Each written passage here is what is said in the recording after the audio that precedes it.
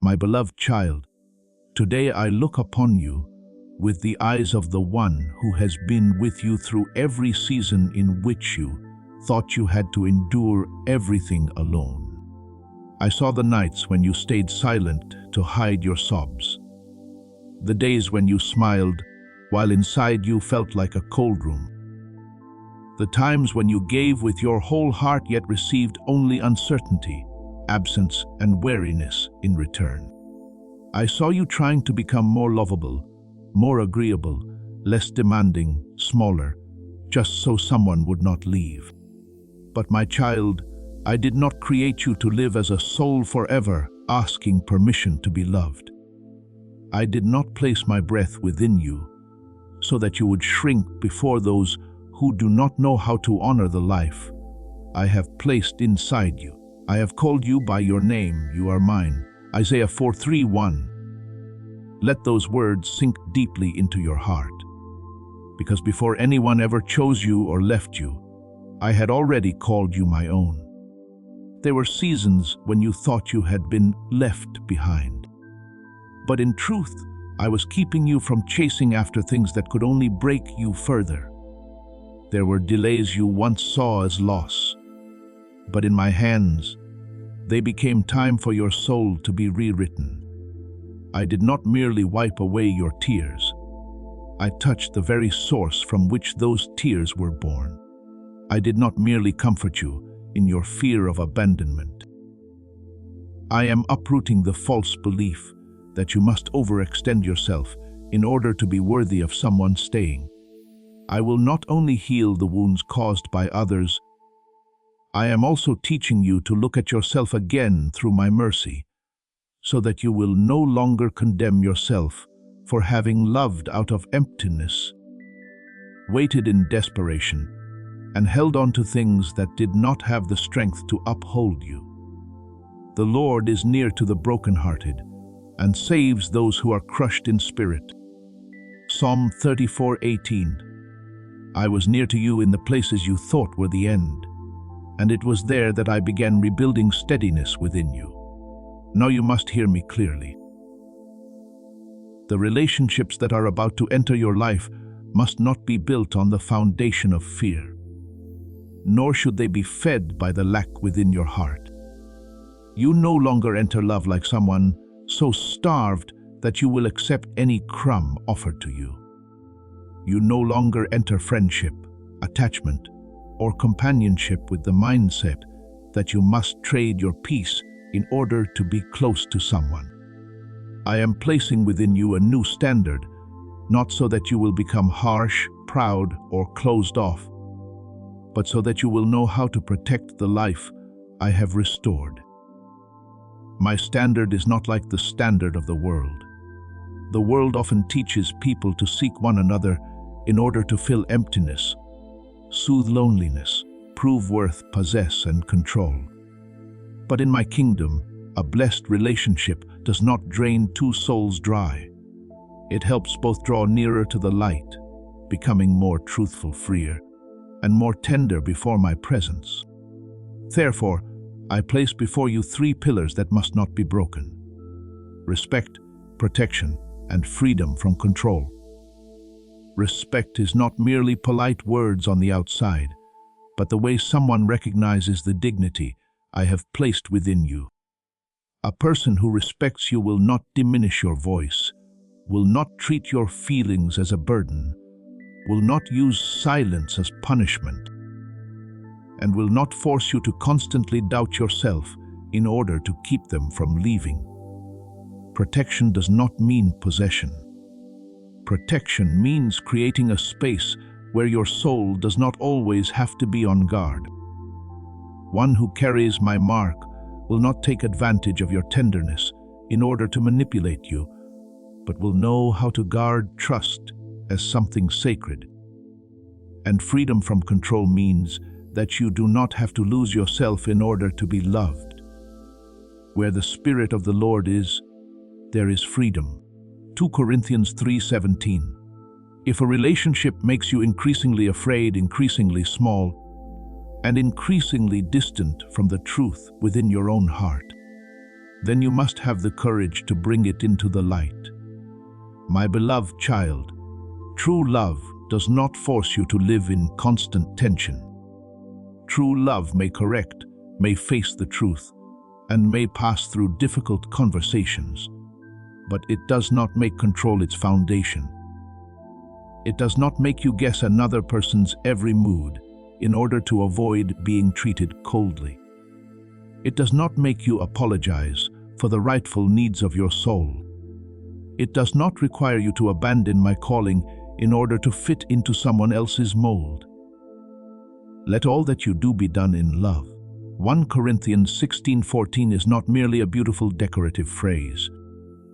It is the holy structure for everything I allow to grow in your life. Anything that cannot be carried out in love should not be called love. Anything that needs manipulation in order to survive does not come from my life.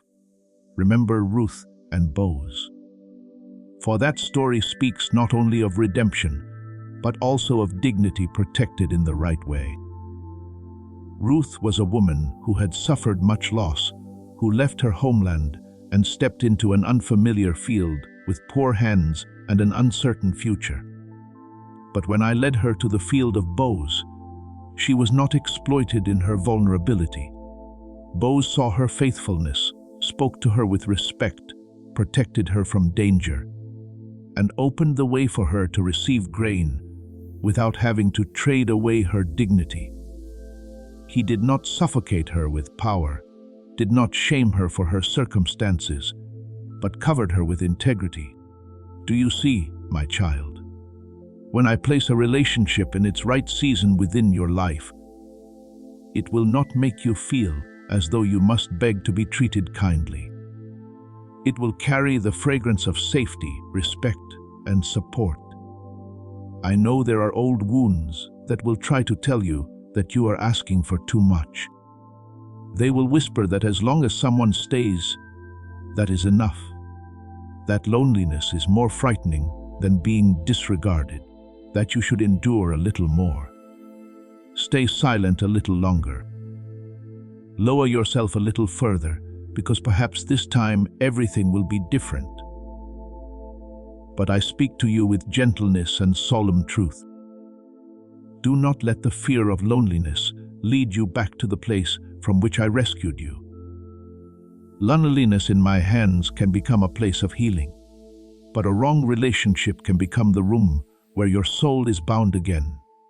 I will never leave you nor forsake you. Hebrews 13:5. My presence is not a temporary substitute for the love you lack. My presence is the foundation that keeps you from entering love out of hunger. From now on, learn to discern not only by the words people speak, but by the fruit they produce in your life. Someone may say they love you, but does that love draw you closer to me? Does it make you more truthful, more peaceful, stronger, and more tender? Or does it make you live in anxiety, constantly editing yourself in order to avoid being abandoned? By their fruits you will know them. Matthew 7:20. Do not merely listen to promises.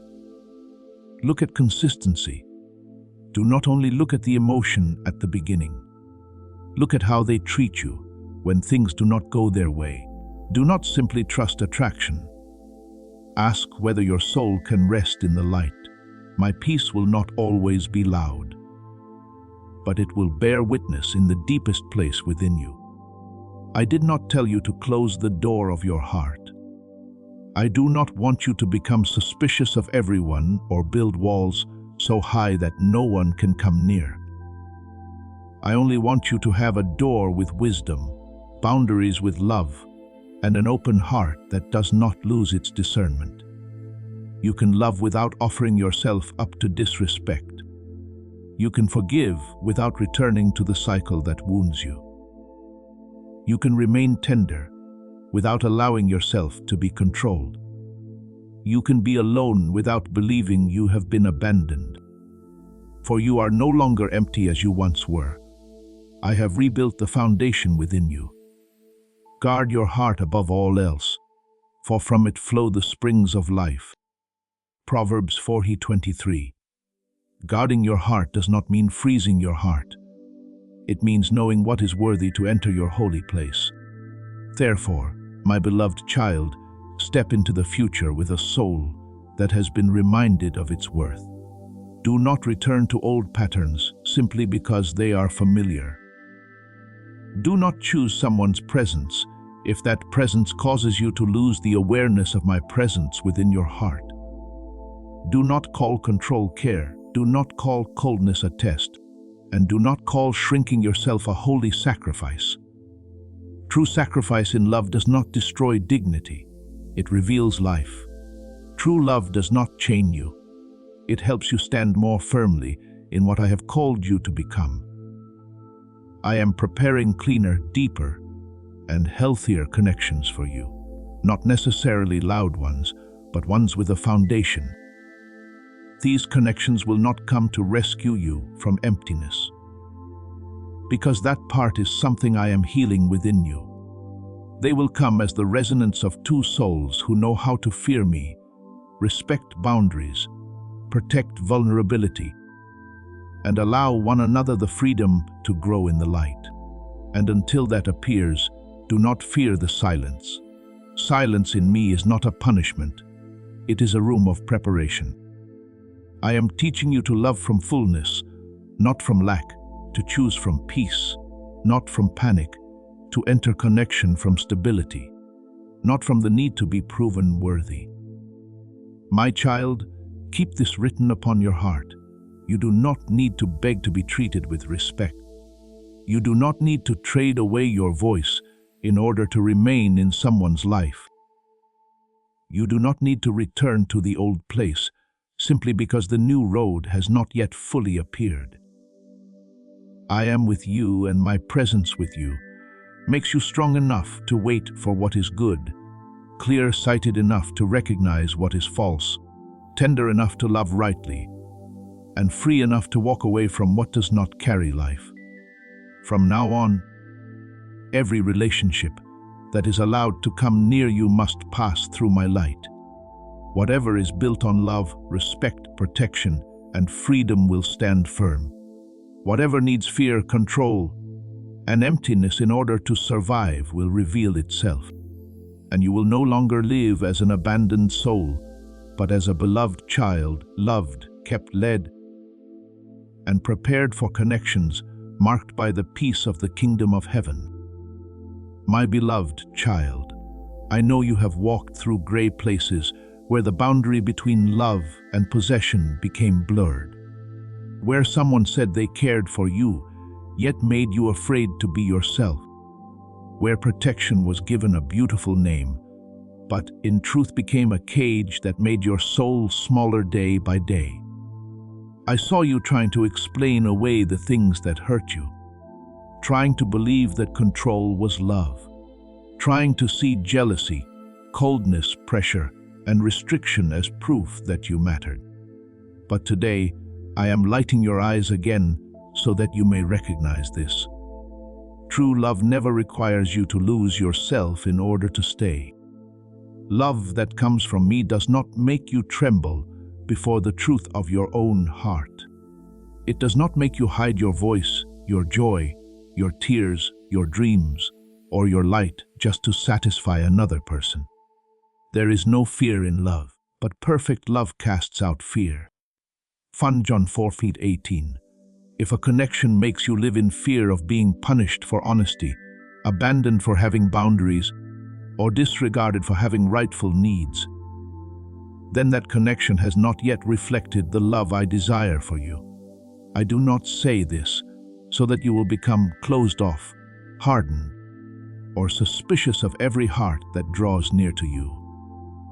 I say it to remove from your shoulders the false burdens you have carried for far too long.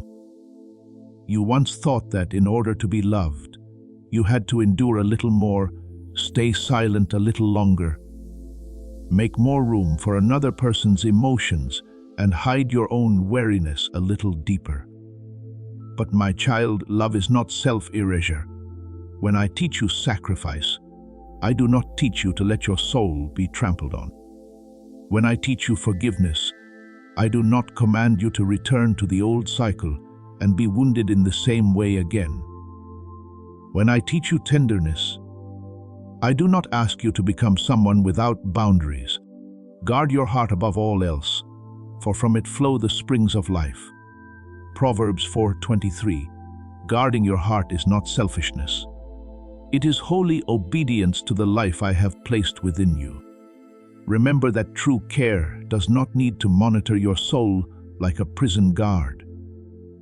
True protection does not take away your right to breathe, your right to think, or your right to grow in the calling I have given specifically to you.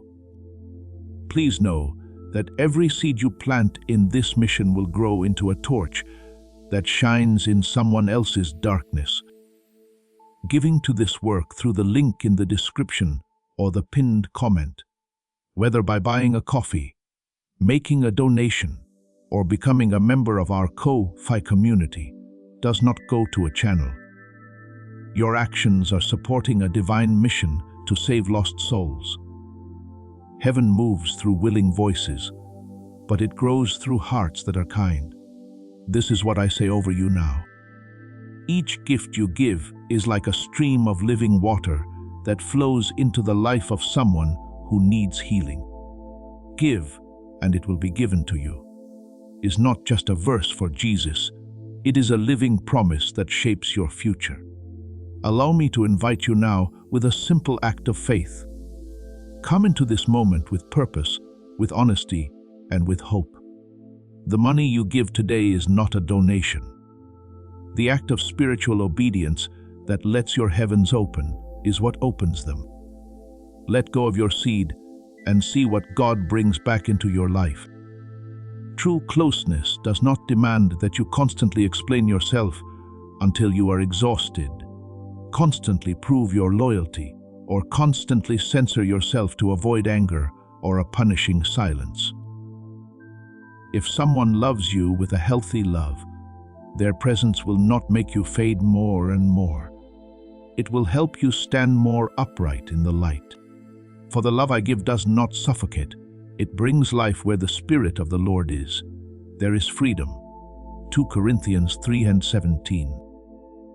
That freedom is not lawlessness, but a holy space for you to become the person I have called you to be. I am opening your eyes so that you will no longer confuse intensity with health. Some emotions are very strong, yet they do not carry life. Some connections make your heart beat faster, yet leave your soul exhausted.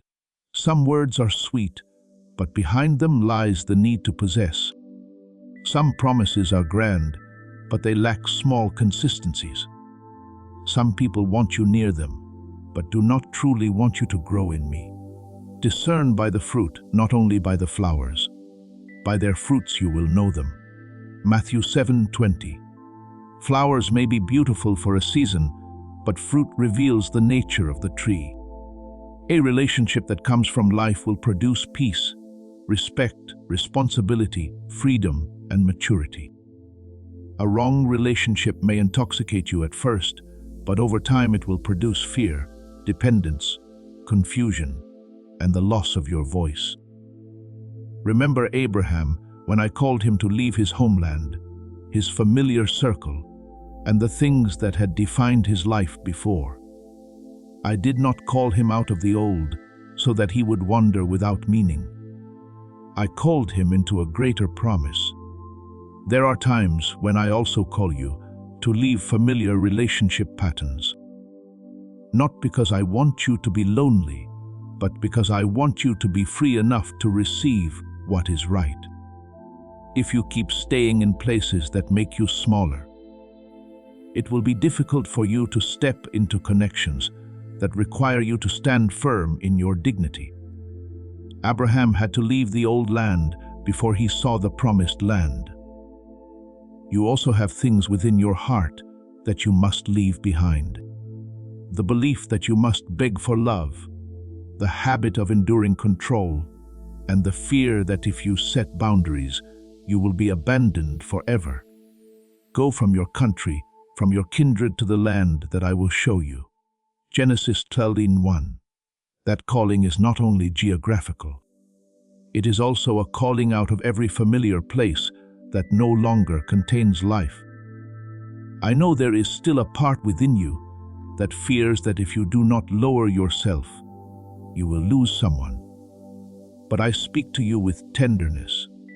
The one who only stays when you make yourself small does not truly love you in freedom. The one who only feels at peace when they can control you has not yet learned to love with my love. The one who makes you afraid when you are honest cannot be a refuge for your soul. You do not need to condemn them, but you do need to see clearly. You can have compassion and still keep distance. You can pray and still not reopen the door I helped you close. You can forgive and still not place yourself back into a position where you can be wounded again. Be wise as serpents and innocent as doves. Matthew 16. Innocence keeps your heart from bitterness. Wisdom keeps your feet from returning to danger. You were not created to live in relationships where you constantly have to measure another person's emotional temperature before you dare to breathe.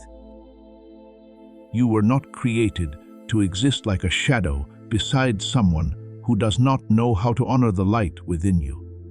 You were not created to turn love into a contest of endurance, where the more you suffer, the more you convince yourself that you are being faithful. I created you to love in truth, to be loved in truth, and to grow in a space where life is not distorted. A word fitly spoken is like apples of gold in settings of silver. Proverbs 25:11. A healthy relationship will have timely words, correction filled with grace, conversations that bring clarity rather than humiliation, and boundaries that are respected rather than mocked. Look to Jesus when he met the woman caught in adultery. Those around her wanted to use shame to define her, to stone her with laws stripped of mercy. But he did not control her through disgrace, nor did he release her into chaos. He protected her from condemnation, then called her into a new life. Neither do I condemn you. Go and sin no more. John 8:11. Do you see, my child? True love both protects and sets free.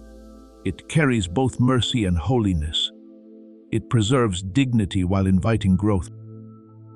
It does not imprison you in the past, does not use your mistakes to possess you, and does not make you afraid of the truth. It lifts you up so that you may walk in the light. From now on, keep this discernment like a lamp within your heart. True respect sees you in the light of the dignity I have placed within you, not as an object to possess, reshape according to someone's will, or use to fill another person's lack. True protection stands with you in integrity, not around you in control. True love is a place where you are allowed to grow, not a place where you lose your voice more and more. If you have to trade your peace in order to keep a relationship, stop and bring that matter before me. If you constantly have to shrink your joy, your calling, your truth, and your boundaries in order to be accepted, ask me whether that is truly where I want you to remain. Let the peace of Christ rule in your hearts. Colossians 3:15. Let that peace be the referee, for it will help you recognize what nourishes life and what only feeds dependence. I am leading you into connections that do not require you to be afraid in order to be loved.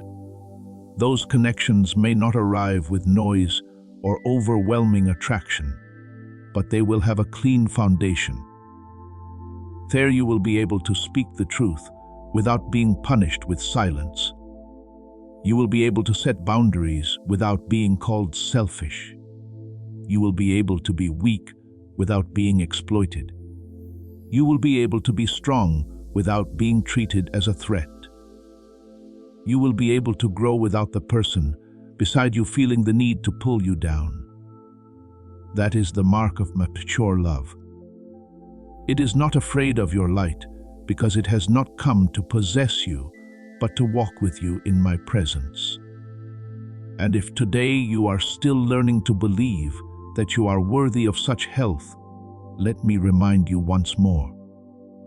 Your worth is not determined by the way others have treated you. Those who did not know how to love you rightly have no authority to rewrite what I have spoken over you. The seasons in which you were disregarded cannot erase the identity I have placed upon you. Wrong relationships may have wounded you, but they cannot define your soul if you allow me to heal you. I have loved you with an everlasting love. Therefore, I have drawn you with loving kindness. Jeremiah 31:3. That everlasting love is where you learn to stand firm again, not through defensiveness, but through being loved. So walk forward, my beloved child, with a tender heart and clear eyes, with an open heart and holy boundaries, with forgiveness that does not lose wisdom, with hope that does not return to old chains. I will keep you from the things that once wounded you, as you remain close to me and do not ignore the warning of my Spirit. I will teach you to recognize love that carries the fragrance of freedom, protection that carries the fragrance of peace, and respect that carries the fragrance of light. You do not need to shrink in order to be loved. You do not need to be afraid in order to remain. You do not need to lose yourself in order to keep a connection in me. You are being restored to step into relationships that cause you to bloom in life. Stand firm in dignity and reflect perfect love in which there is no room left for fear. My beloved child, when you learn to see repetitions and blocked doors as two different expressions of the same loving hand, your heart will no longer be so easily pulled into panic. You will no longer think that an obstruction is a sign that I have abandoned you. Nor will you dismiss the things that keep returning again and again, as though they were merely coincidence. You will begin to recognize that I lead you more precisely than you ever imagined. I do not leave you standing alone at crossroads, forcing you to guess your way through the fog. I do not simply call you to a good path and then leave you to manage on your own so you will not get lost. I go before you. I walk beside you. And many times I quietly walk behind you to close the paths you no longer need to return to. The Lord will keep your going out and your coming in from this time forth and forevermore. Psalm 12:18. That keeping is not only found in what I allow to open, but also in what I gently refuse to let continue. When you understand this, closed doors will no longer break you as they once did. They may still make you sad, still leave you with a sense of loss, still require you to sit quietly before me so your heart can be healed. But they will no longer cause you to doubt my love. A door closed in my hand is not a mockery of your hope. It may be a fence of protection, a redirection, an ending to what has completed its season, or a necessary pause before you recognize another path that is wider. In the same way, repetition will no longer make you careless or confused. If something keeps returning in peace, keeps being emphasized in many ways, keeps drawing your heart closer to me, you will know to pause and ask, Father, what are you wanting me to recognize? Teach me your way, O Lord, that I may walk in your truth. Psalm 8:16-11. That prayer will keep you from two extremes. Ignoring what I am reminding you of or forcing what I have never opened. I want you to understand more deeply how my true doors open. Not everything that belongs to me must come with a loud sound, intense pressure, or the feeling that you must run quickly or else you will lose it. Some doors of heaven open so gently that those who live too hurriedly will overlook them. But those who know how to remain in peace will recognize them.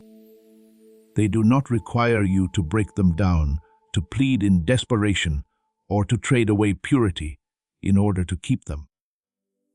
When I open something in its right season, it often carries a very different flow. The right person appears. The right word is spoken. The right timing brings things together. The right preparation within you has matured.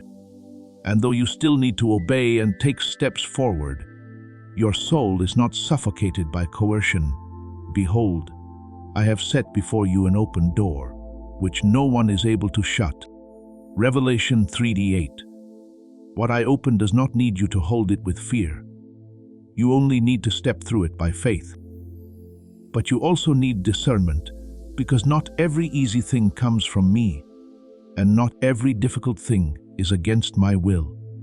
There are wide paths that lead your soul away from the light. There are roads that require perseverance yet are filled with deep peace. Therefore, my seal is not found merely in whether everything is convenient or not, but in the spiritual fragrance that accompanies the opening.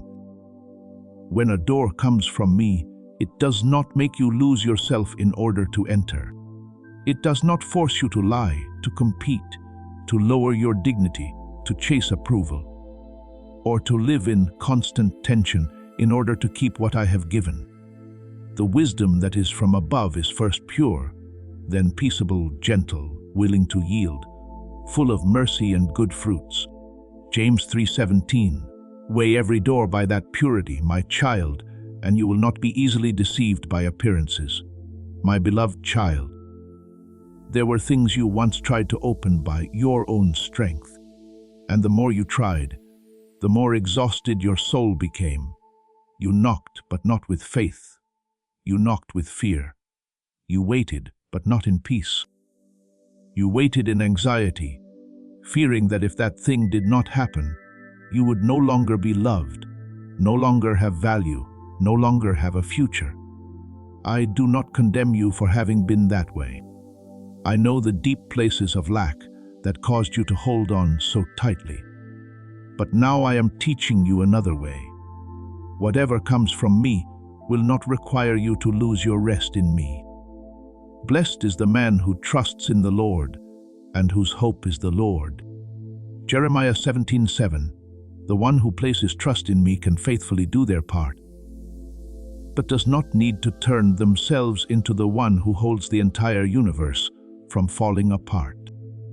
Remember the story of Ruth. She did not force herself into destiny with haste, nor did she fight to open a door for her future. She was faithful in the small things, remaining with Naomi, entering the field to glean grain, living humbly, and keeping her heart pure in a season full of uncertainty. As this awakening grows inside you, know that helping with this mission is not a joke. It is a sign from God. You can support this work through the link in the description or the pinned comment, whether by buying a coffee, making a donation, or becoming a member of our Ko-Fi community. By doing so, you become part of Jesus' plan to save souls who are still stuck in fog. Every seed turns into light that fights against darkness. If you water others, you will be watered yourself, Jesus says. This is not history, it is a living promise about your future. Come into this moment with faith and a plan. What God has already planned for your life can be unlocked through your giving. And in that quiet faithfulness, I arranged for her to come into the very field of Boaz.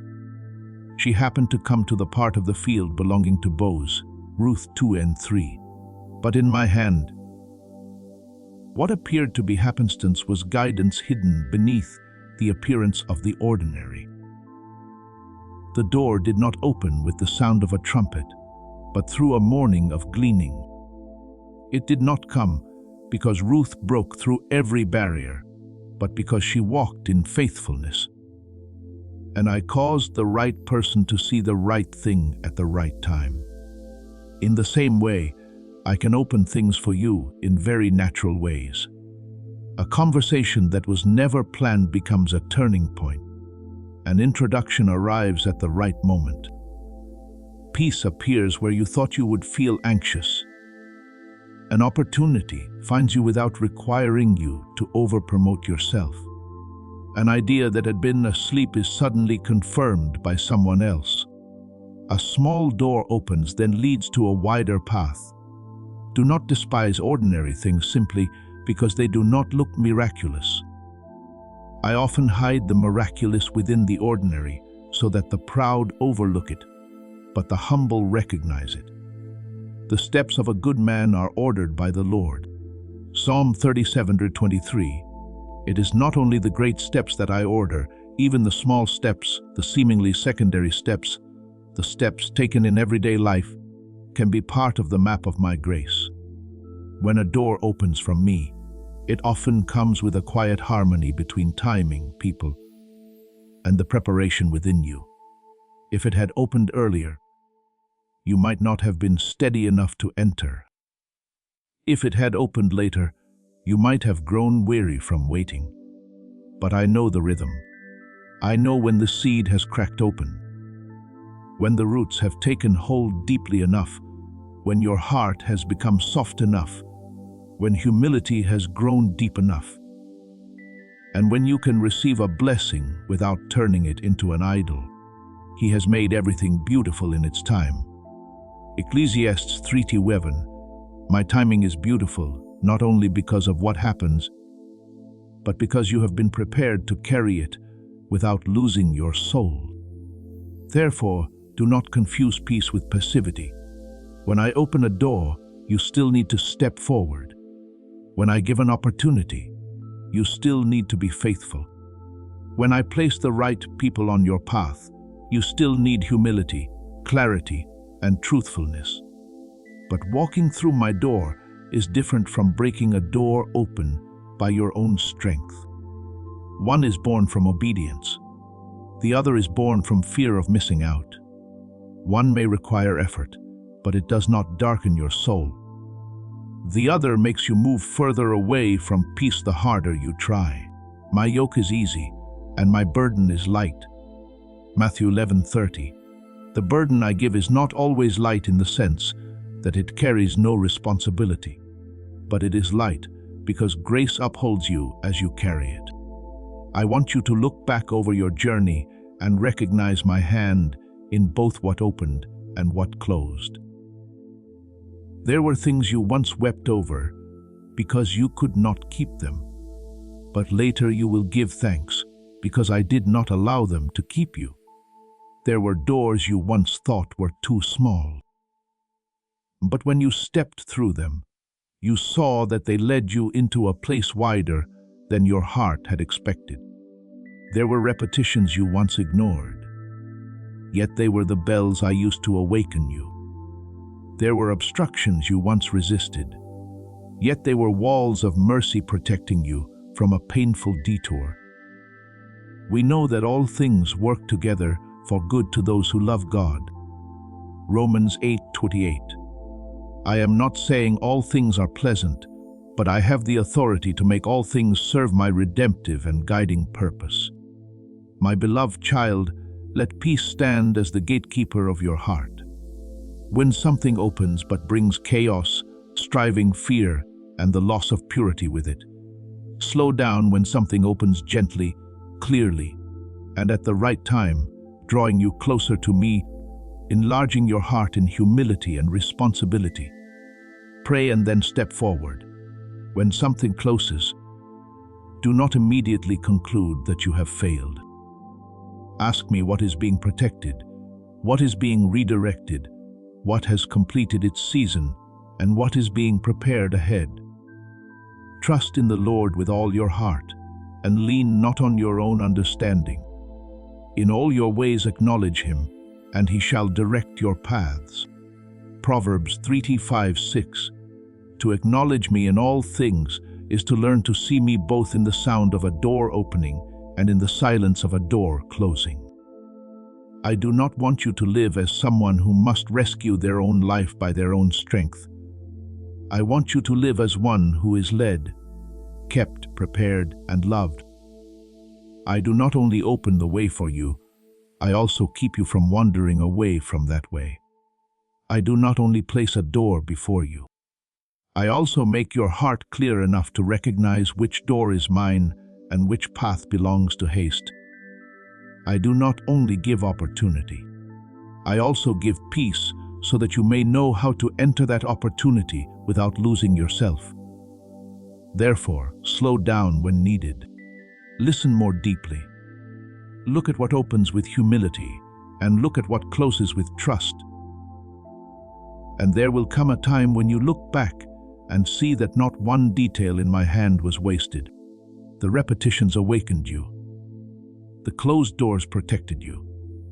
The gently opened doors led you into the right season. The waiting deepened your roots. The things that seemed natural turned out to be the arrangement of love. And when you recognize this, you will no longer live in fear that you must make everything happen by yourself. You will walk in harmony with me, knowing that what I open, no one can shut. What I close does not need to be broken open in desperation. And what I prepare will come at the right time, in the right way, through the right people, in the right rhythm, so that your life may become a gentle testimony that your Father has never led you down the wrong path. My beloved child, people may look at the repeated patterns in your life and call them coincidence, but I want you to learn to see with deeper eyes. In my kingdom, not every repetition is random, and not every encounter, every reminder, every closed door, every feeling that returns again and again is merely the aimless current of life. There are things I allow to appear before you more than once, not to confuse you, but to pierce through the layer of doubt that caused you to overlook the first touch. I know that sometimes you need to be reminded more than once, not because your heart is hardened, but because you have gone through many things that have made your heart cautious. Therefore, I am patient. I do not rebuke you for not understanding immediately. I place a sign in today, then let it echo into tomorrow, then gently remind you again through another conversation, another scripture, another inner stirring, until your soul slows down and recognizes something is being emphasized by me. Do not fear that emphasis. My dear child, when I repeat something in your life, I do not do so to force you, but to awaken holy attention within you. There are truths that do not only need to be heard, but need to be recognized. There are directions that do not only need to be seen, but need to be confirmed in peace. There are things I want you to release, but if they touch you only once, you may convince yourself that it was merely a passing feeling. There are things I want you to step into, but if I open only one ray of light, you may hesitate, fearing that you are imagining it.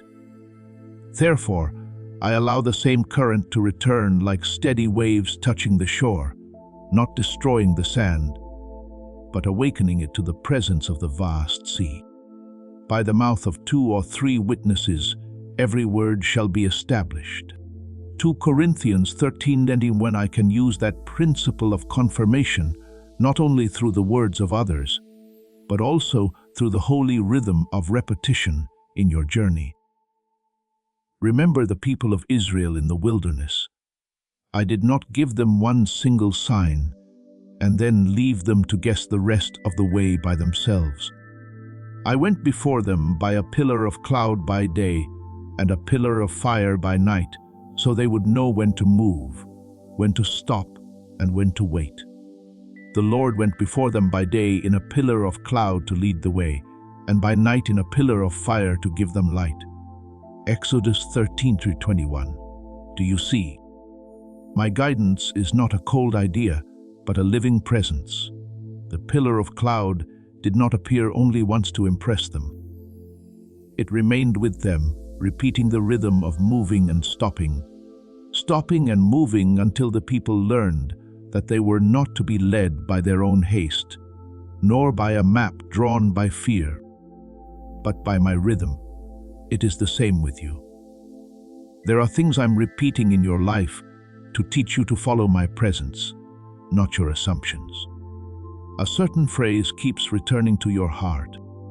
A certain theme continues to appear through different sources. A quiet prompting to pray for the same matter keeps rising within you. A gentle warning keeps standing before you, even when you try to walk past it. Do not be quick to dismiss all of these as scattered fragments. Bring them into the place of prayer. Ask me, Father, what is being emphasized here? What do I need to recognize? Where do I need to slow down? Where do I need to continue forward? For if any of you lacks wisdom, let him ask of God. James 1:5, and I do not reproach you when you come to ask. I rejoice when you no longer live by haste, but by seeking me in love. Yet, I also want you to understand another form of guidance, one that is gentle, but sometimes makes your heart ache, a closed door. Not every closing is a failure. Not every opportunity that disappears is punishment. Not every interrupted connection is a sign that you have been abandoned. There are times when I protect you by not allowing something to continue. There are times when I close a direction, not because you are unworthy, but because that direction no longer fits what I am preparing. You may only see a conversation that no longer flows, a promise that goes nowhere, a plan that seemed close to happening but falls silent, a door that had just opened slightly and then closes again. But I see the end of the road that you cannot yet see. I will go before you and make the crooked places straight. I will break in pieces the gates of bronze and cut the bars of iron. Isaiah 45:2. When something needs to be opened, I have the authority to open it. But when you need to be held back, my closing of a door is also mercy. My beloved child, I know the disappointment you feel after you have hoped. I know the silence after an opportunity disappears can make you wonder whether you did something wrong. I know that when a connection suddenly breaks off, you may look back at every word, every action, every moment, and blame yourself, but let me place my hand upon those thoughts. Not everything that leaves does so because you are lacking. Some things leave because their season has ended. Some things do not come together because I do not want you to build your future on an unstable foundation. Some doors do not open because behind them there is not the life you are imagining. There is a way that seems right to a man, but its end is the way of death. Proverbs 14:12. I do not use that verse to frighten you, but to remind you that your eyes see only what is near while I see the end. Remember Paul and his missionary companions. They wanted to preach in the region of Asia, but the Holy Spirit forbade them. They tried to enter Bethany, but the Spirit of Jesus did not permit them. Outwardly, it may have looked like a series of closed doors, good plans being blocked without an explanation that was immediately clear. But later in a vision during the night, Paul saw a man of Macedonia standing and pleading, "Come over to Macedonia and help us." Acts 16:9. Do you see? The obstruction was not the ending. It was positioning. I close certain paths in order to direct the ones I love toward the place where the calling is waiting. If Paul had looked at the closed doors only through disappointment, he could have missed the greater direction. But because he allowed me to lead, the closed door became the hinge that turned him toward the right mission.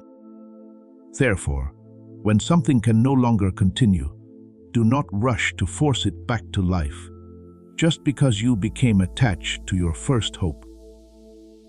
There are relationships that, if prolonged, would pull you away from peace.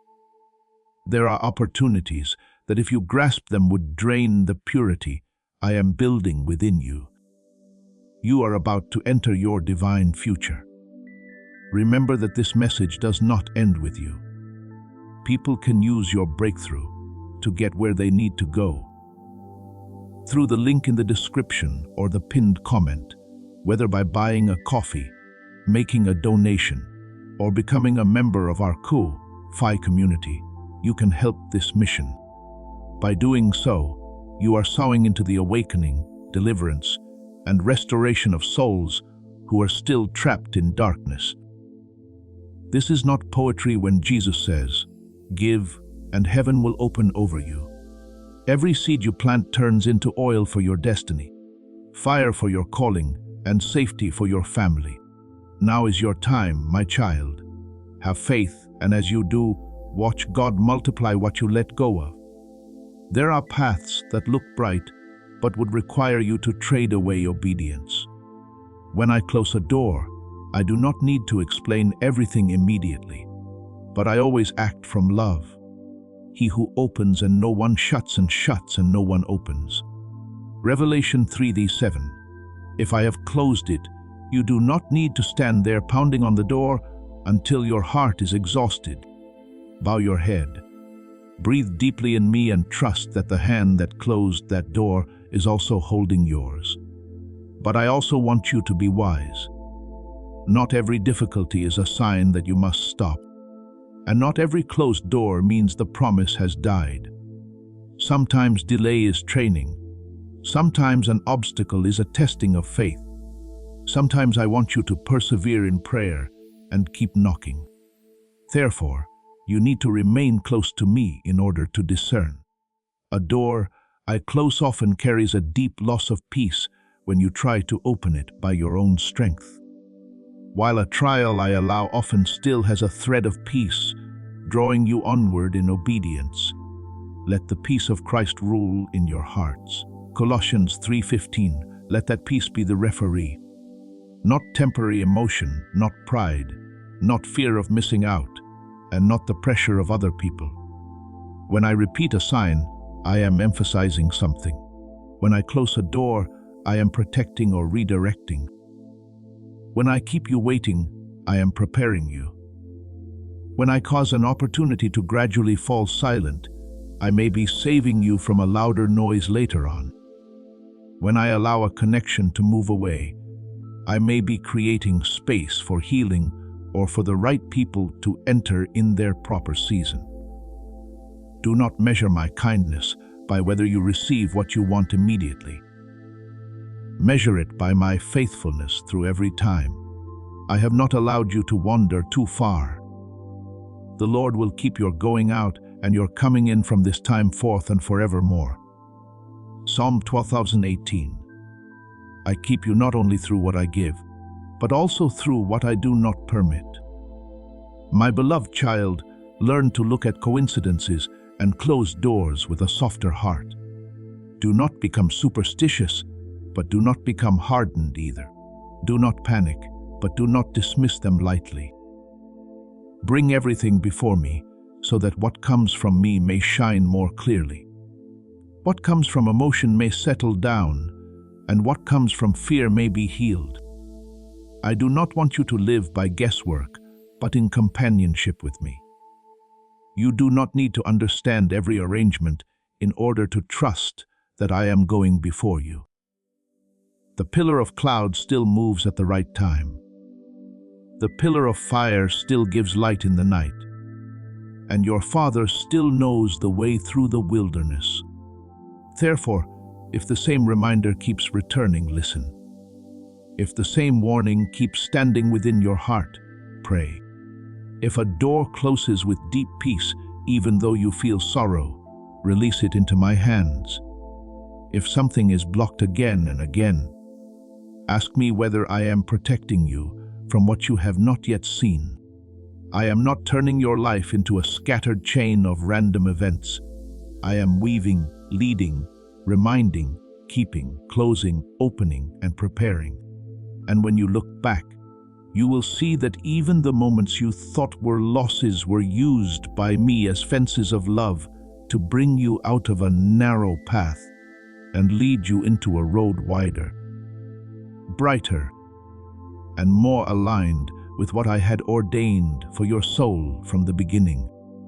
I want you to understand that the signs I send do not all have the same shape, because each sign carries its own work within your soul. There are signs meant to awaken you from numbness. When you have grown used to a rhythm of life that leaves your heart dry, I may send a gentle interruption, a sentence that makes you think, a sudden desire to pray, or an emptiness that can no longer be filled by the old things. This is not meant to condemn you, but to call you back. Awake, you who sleep. Arise from the dead, and Christ will give you light. Ephesians 5:14. When the light awakens you, it does not shame you.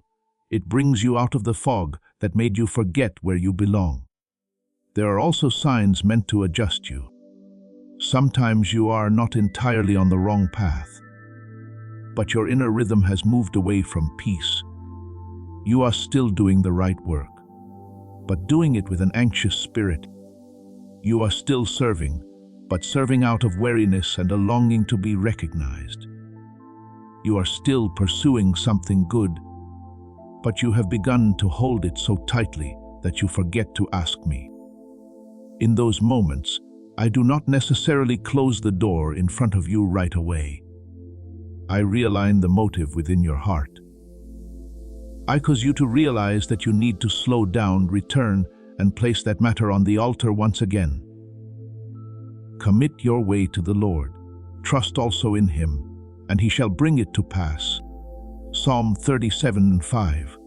My adjustment does not destroy what is good. It purifies the way you carry that good thing. There are signs meant to protect you. There are times when an opportunity looks very favorable.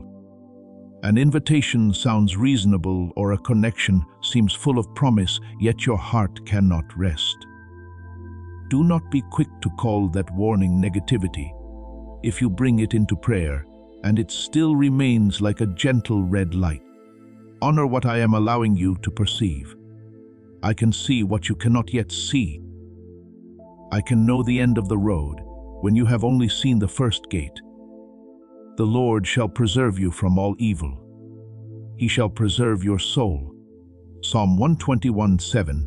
Many times a small obstruction today is a great mercy preserving you from tomorrow's wound. But there are also signs meant to prepare you. Before I bring you into a new season, I often begin by changing the appetite of your heart. The things that once held you back suddenly no longer attract you as they did before. The places where you once felt you belonged suddenly become too narrow. Old promises suddenly return to your heart with new weight. You feel as though something within you is being rearranged. Even though nothing outside is clear yet, that is holy preparation. I am making you ready before you see the door.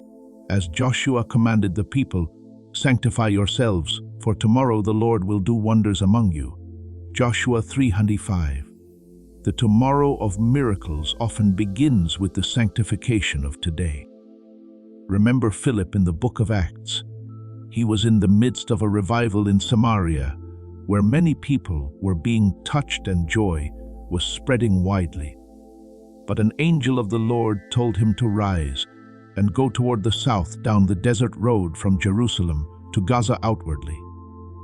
That seemed unreasonable, leaving a crowded place to go into a barren one. But Philip did not live only by outward information. He knew how to obey guidance, and on that deserted road, he met the Ethiopian official who was reading the book of Isaiah. And then the Spirit said, "Go near and overtake this chariot." Acts 8:29. A subtle leading opened a destined encounter. Do you see? There are places that look empty but contain a mission. There are steps that are not confirmed by the crowd but are arranged by heaven. Therefore, my beloved child, learn to recognize spiritual life in all things, not through superstition, not by forcing meaning onto every detail, but by remaining close to me. When you are near me, you will recognize the fragrance of life. A word may sound beautiful, But if it lacks love, your soul will know. An opportunity may seem great, but if it pulls you away from obedience, the peace within you will give warning. A path may be small and unnoticed by many, but if I am in it, your heart will carry a gentle light that does not need to be displayed. The wisdom that is from above is first pure, then peaceable, gentle, willing to yield, full of mercy and good fruits. James 3:17. Weigh what you encounter by that fragrance, and you will not be easily deceived by appearance. I know there are times when you fear that you may hear wrongly, misunderstand, or take the wrong step. But I am not a harsh father standing far away to see whether you can decode every signal correctly. I am the good shepherd going before you, calling you, correcting you, keeping you, and if necessary, drawing you back. When you sincerely seek me, I will not allow your sincerity to be swallowed by darkness.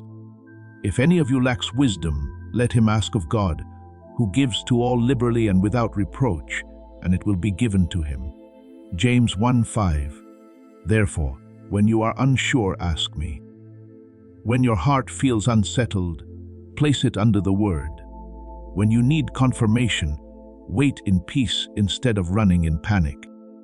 From now on, I want you to walk as one who is led by my presence, not merely by information. Information can tell you what is happening, but my presence helps you understand what it means for your soul.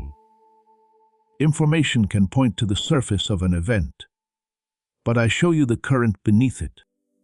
Information can come from many voices, but spiritual life comes from me. When you are aligned with me, you will not need to analyze yourself into exhaustion. You will know when to stop. You will know when to pray more. You will know when to release. You will know when to step forward, even if that step is small and quiet.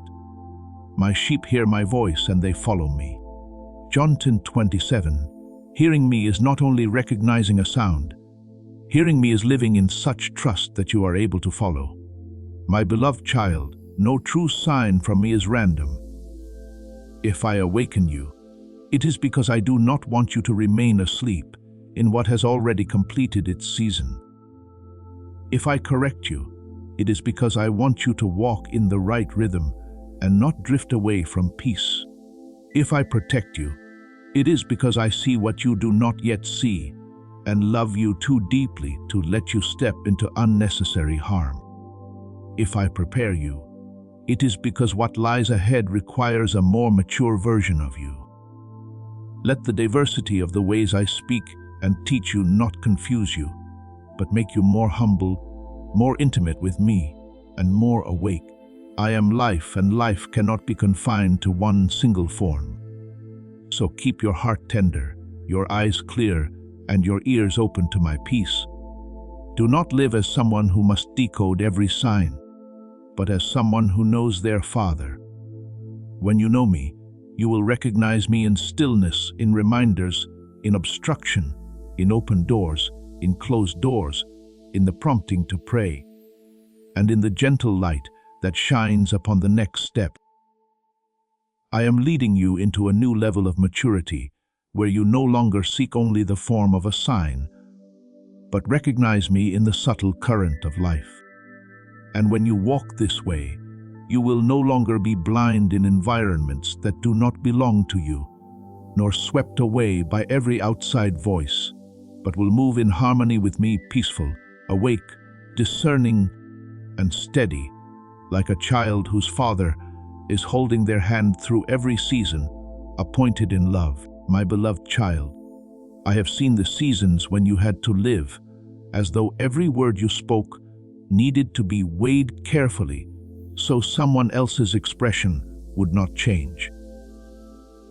I saw you learning to read the atmosphere of a room before you dared to breathe deeply, learning to pull back your joy so it would not disturb someone else, learning to swallow your emotions in order to preserve a fragile peace that was in truth exhausting your soul.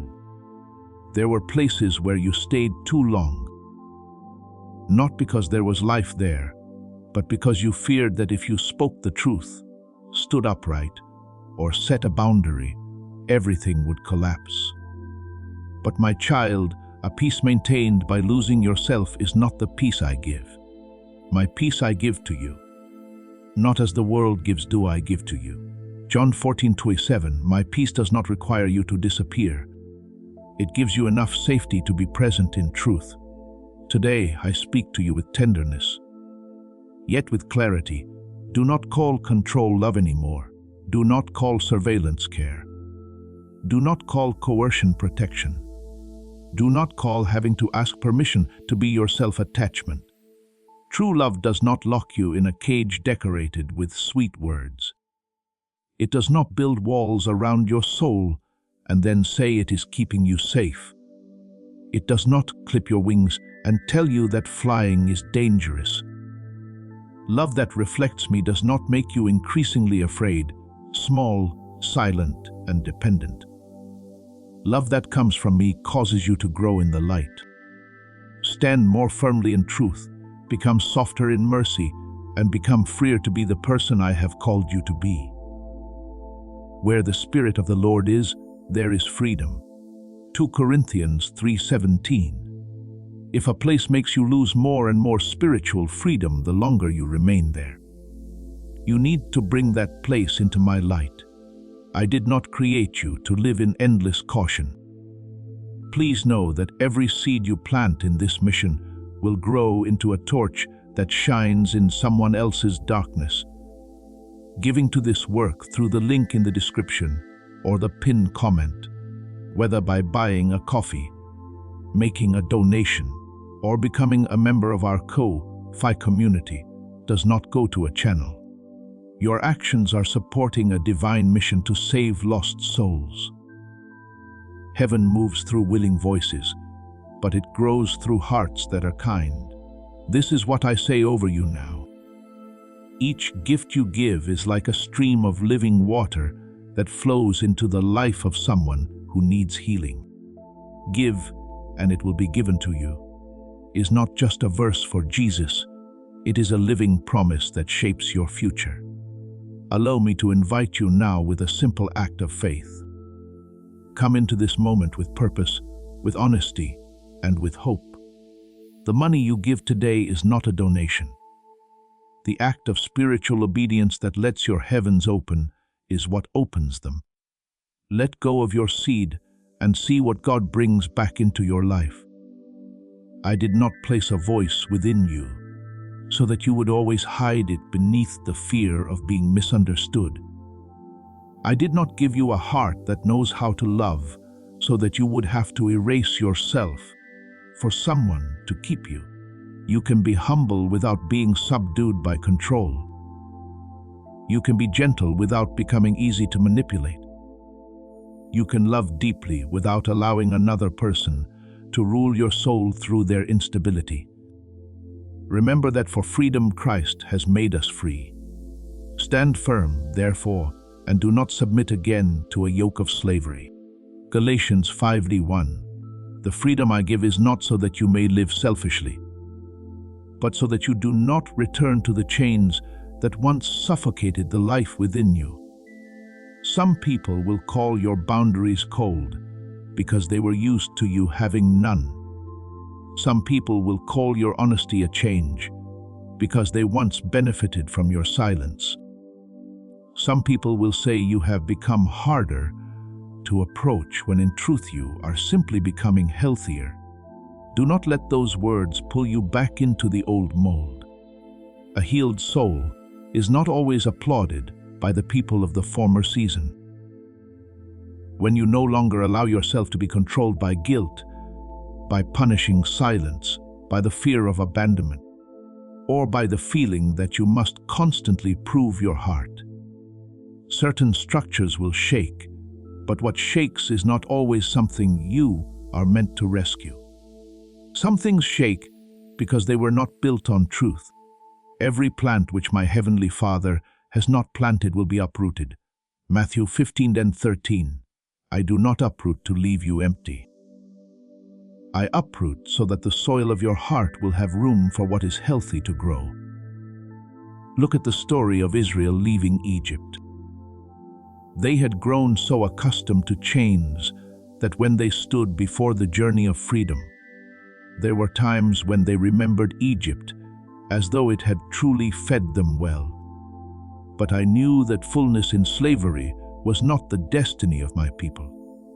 I did not bring them out of Egypt only for them to carry a slave's mind into the promised land. I had to teach them to walk, to trust, to recognize the cloud and the fire, to eat manna, to listen to my word, and to learn that freedom is not only leaving a place, it is being transformed out of the fear that makes them want to return to the old place. My beloved child, it is the same with you.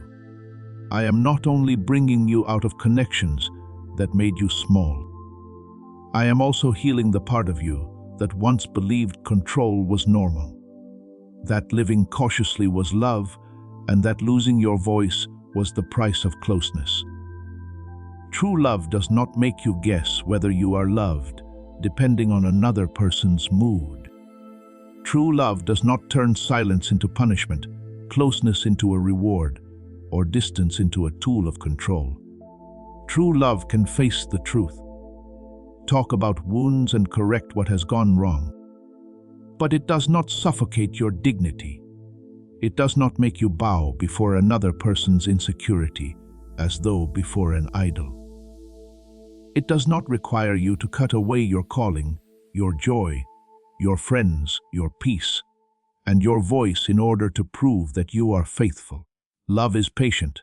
Love is kind. It does not seek its own, is not provoked, thinks no evil. 1 Corinthians 13:4-5. Look at the fruit of love. Not only the name given to it, whatever bears the name of love, but produces fear shrinking, and darkness does not carry my fragrance. I am placing within your soul a standard that cannot be compromised. Anything that makes you smaller in a way that hides the light I've placed within you must cause you to stop and discern. Anything that makes you afraid to speak the truth, afraid to rejoice, afraid to grow, or afraid to obey me cannot be called my way. Any connection that is only stable when you betray yourself, only peaceful when you no longer ask questions, and only able to exist when you are always the one lowering yourself, must be brought into the light. Test all things. Hold fast what is good. 1 Thessalonians 5:21. You do not need to reject everyone out of fear, but you must learn to weigh everything by life, truth, and peace. I know freedom may feel unfamiliar to you at first. When you have grown used to living under control, a healthy space can feel strange. When you have grown used to striving to be accepted, a person who respects you may leave you unsure how to respond. When you have grown used to loving intention, peaceful love may initially seem less dramatic. But remember this, calmness is not a lack of depth. Peace is not coldness. Freedom is not distance. There are kinds of love that do not need to hurt you in order to prove they are real. There are relationships that do not need to pull you into chaos in order to make you feel alive. I am teaching you to recognize the fragrance of health so that you will no longer mistake wounds for passion, tension for attachment, or control for care. Look to Jesus. When he called his disciples, he said, "Follow me." But he did not manipulate them with fear in order to keep them by his side. He invited it, taught, corrected, and loved, but he did not steal their will. Even when many people walked away, he asked the 12, "Do you also want to go away?" John 6:67. Do you see? Holy love does not need control in order to make people stay. It speaks the truth, reveals life, and allows freedom to respond. I want your relationships to carry that same spirit. Truth without oppression, commitment without chains, closeness without taking away the breathing room of the soul. Therefore, Do not be afraid to become clearer. Do not be afraid to say no to what darkens your soul. Do not be afraid to leave the patterns that force you to shrink in order to survive. Do not be afraid of the silence that comes after you stop chasing old approval. That silence may be the room I use to restore your voice to you. I will teach you to hear the rhythm of your own heart again in my presence. I will teach you to recognize what is love and what is dependence, what is sacrifice and what is self-destruction, what is protection and what is imprisonment, what is correction and what is humiliation. Your word is a lamp to my feet and a light to my path. Psalm 119:105. That light will not only illuminate the road before you, but also the false definitions you once accepted within your heart. I am leading you into a season of healthier connections, where you do not have to live as someone always on guard, nor become a shadow, in order to remain in the right relationships for their season. You will be listened to without being dismissed, loved without being possessed, protected without being controlled, corrected without being humiliated, and held close without losing your freedom. There you can grow, you can breathe, you can obey me without apologizing for the light within you.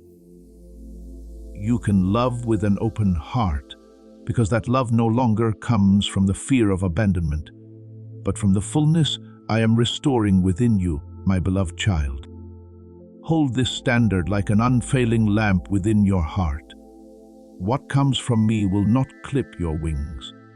It will teach you to fly in order and grace. What comes from me will not take away your voice. It will help your voice become purer and wiser. What comes from me will not make you small in fear. It will cause you to grow in love. And when you step into those connections, you will recognize a profound truth. You do not lose freedom when you love rightly. On the contrary, in love that reflects me, your freedom is protected. Your life is expanded and your soul finds the resting place it has longed for. I am with you in that journey. I keep you in the light, and I will not let you return to the cage whose door I have already opened for you to walk out of. My beloved child, let this standard become a firm foundation within your heart, not as a dry, rigid rule that makes you afraid, but as a lamp I place in your hand, so that you will not mistakenly step into places that only carry the shape of love, while lacking the life of love. What comes from heaven will not make you shrink in fear, will not force you to trade your peace in order to remain, and will not make you tear down the holy boundaries I taught you to build after seasons of tears. Love that reflects me always carries the fragrance of peace, respect, patience, and freedom. It does not pull your soul into a cycle of having to prove, explain, chase, or constantly fix yourself just to fit into another person's insecurity. That love causes you to blossom, not to contract. It makes you stand firm, not collapse. It helps you become more true to yourself. Not wear another face in order to be accepted. Let the peace of Christ rule in your hearts. Colossians 3:15.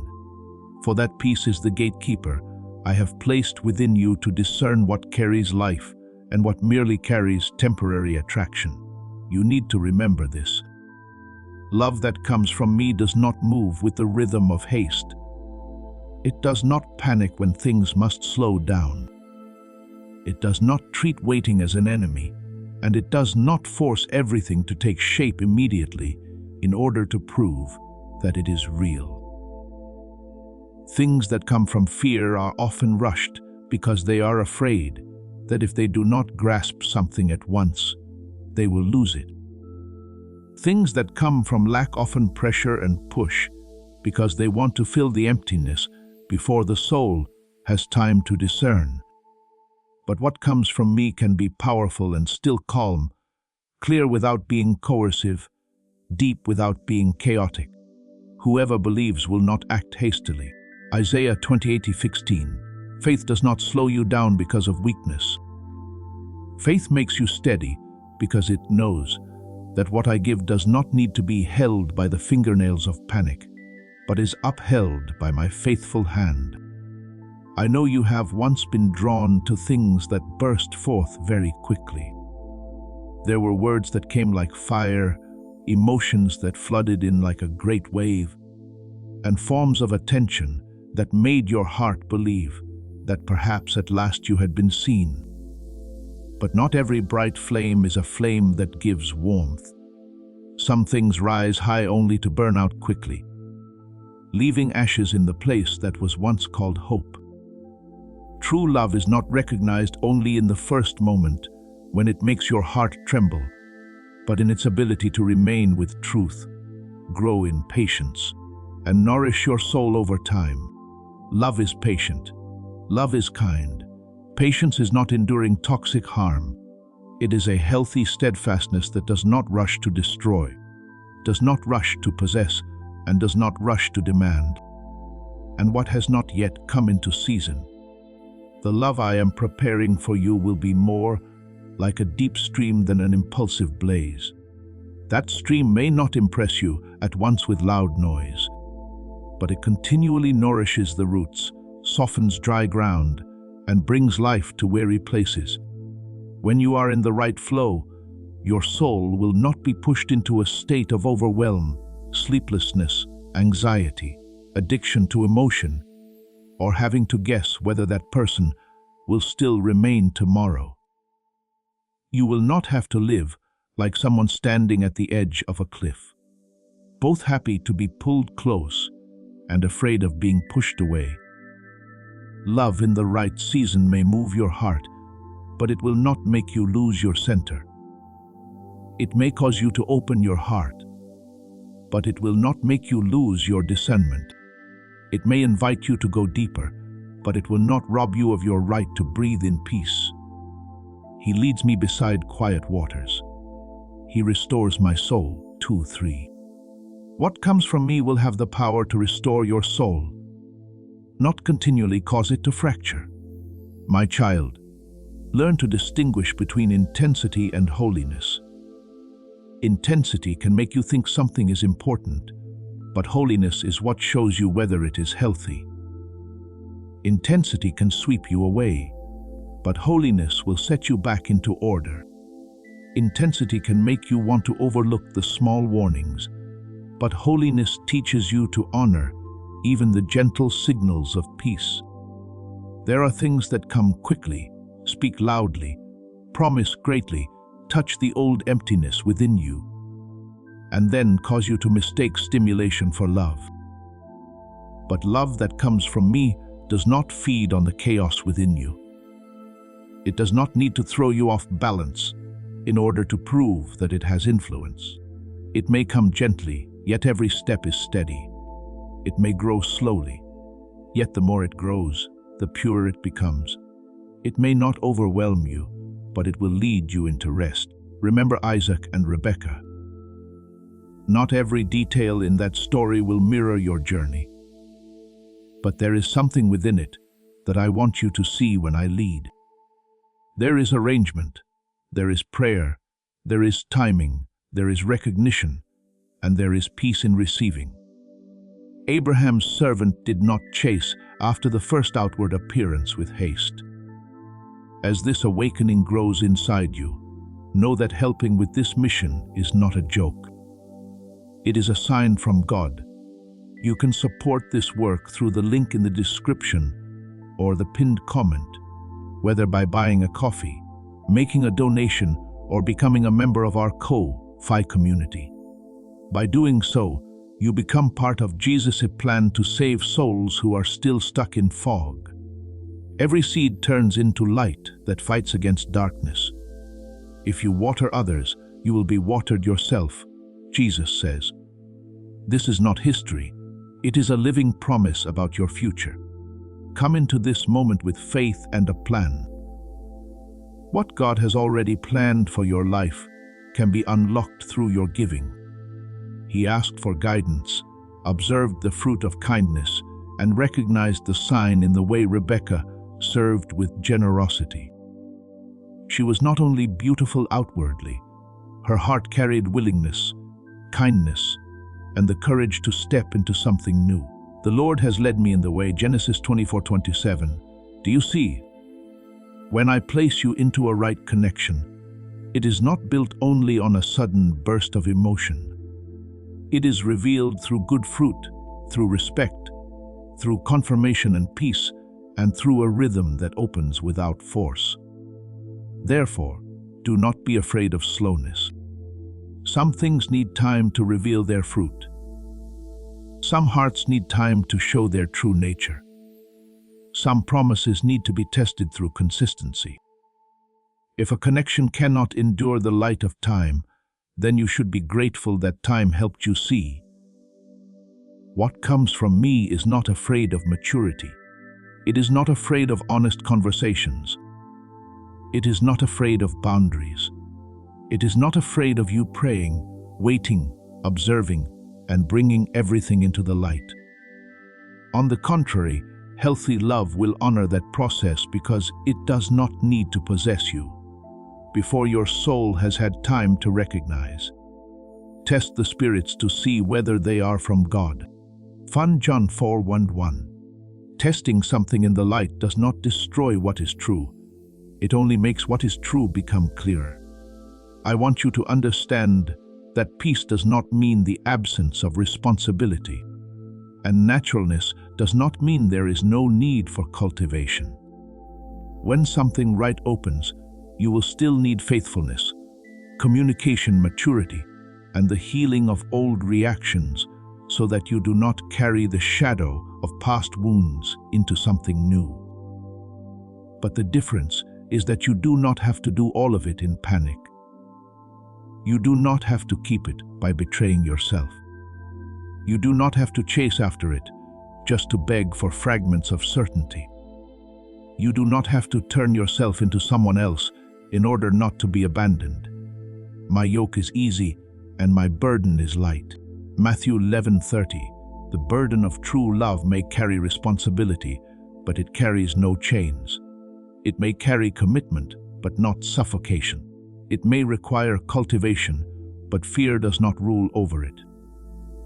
Perhaps you will need to relearn the feeling of safety because old seasons taught you to confuse chaos with closeness when something healthy comes. At first, it may confuse you because it does not pull you into the familiar emotional highs. It does not make you guess. It does not turn every day into a contest to keep someone's attention. It does not make you addicted to the rise and fall of hope and disappointment. It stands there gentler, clearer, more consistent. You may feel strange because your soul was once used to storms. But I am teaching you that home is not the place where the wind beats endlessly against the windows. Home is where you can breathe, where you can pray, where you can be yourself, where you can grow without fearing that your light will make someone else uncomfortable. Return to your rest, O my soul, for the Lord has dealt bountifully with you. Psalm 116:7. I want your soul to know how to rest in what is healthy. From now on, when a connection draws near to you, observe not only what it says, but the rhythm it carries. Does it rush you beyond your boundaries? Does it make you afraid of losing it if you need time? Does it honor your prayer, your growth, your purity, and your truth? Does it help you draw closer to me? Or does it pull you away from my voice so that you chase after the voice of a person? Does it expand your life in grace? Or does it require you to cut pieces of yourself away in order to fit into it? The fruit of the Spirit is love, joy, peace, patience, kindness, goodness, faithfulness, gentleness, self-control. Galatians 5:22-23. Look at the fruit. Do not look only at the promise. Do not look only at the first feeling. Do not look only at the attraction. Fruit will tell the truth over time. I do not want you to become cold or afraid of love. I want you to love from fullness, not from lack. I want you to open your heart with wisdom, not with the hunger to be chosen. I want you to receive what is right without having to fight for it, and to release what is wrong without condemning yourself. When what is right comes, it will not require you to break your peace in order to keep it. It will harmonize with the life I have placed within you. Like a river finding its proper course, like a seed meeting the right soil, like a song finding its true key, you will still need to care for it. But you will not have to battle against your own soul in order to believe that you are safe. My beloved child, engrave this principle upon your heart. Love from heaven does not pressure you through panic, does not keep you through control, does not grow through toxic ambiguity, and does not demand that you make yourself smaller to prove your devotion. It carries peace, honors boundaries, creates room for growth, and makes you more whole in me. If something makes you rush past discernment, slow down. If something requires you to exchange your spiritual freedom in order to be close, step back. If something comes with stability, light, respect, patience, and life, bring it into prayer and let me confirm each step. I am with you in the journey of learning to love rightly. I will keep you from false currents and lead you into deep waters where your soul no longer has to strain in order to live, but is nourished, expanded, and set free in the kind of love that reflects me. My beloved child, let your heart settle in my presence. For what I am placing within you is not a fear that must suspect everyone, nor a tension that keeps you always living on guard. I am giving you a gentle yet sharp discernment so that you will no longer be swept back into old cycles where you once cried, waited, blamed yourself, and believed that you had to do more in order to be worthy of love. I do not want you to learn the same lesson through tears again and again. I do not lead you into connections so that you lose your direction and then call that pain maturity. I am your Father, the one who corrects with love and guides with light. The Lord will guide you continually and satisfy your soul in drought. Isaiah 58:11. My guidance will not leave your soul dried out in places that keep promising life, but only leave emptiness behind. Therefore, when you see a painful pattern repeating in your life, do not be quick to overlook it. If you constantly feel dismissed, constantly have to wait for a little attention, like someone standing outside the door, begging to be allowed in, constantly wonder what you did wrong, constantly strain to become attractive enough, gentle enough, quiet enough, agreeable enough, then you need to stop in my light. That is not the river of healthy love. That is an alarm I allow to sound in order to awaken you from the familiarity of lack. Consider your ways. Haggai 1:5. Not so that you may condemn yourself, but so that you may recognize where you are standing, what you are repeating, and what part of your heart still believes that crumbs are a banquet. I never intended for you to have a love that you must beg in order to be seen. I did not place you in a connection where you must chase clarity as though it were a luxury. Love that comes from me does not make you wake up every day afraid of whether your place will still be held today. It does not make you live on tiny drops of attention, nor does it make you addicted to moments of closeness only to collapse when you are met with coldness.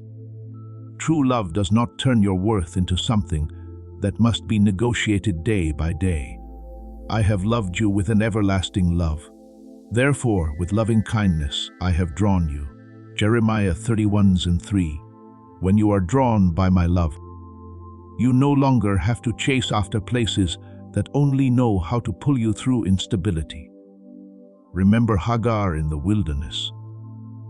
She had once been in a circumstance that wounded her, where she was seen through the lens of lowly status and pushed into loneliness with a child in her womb.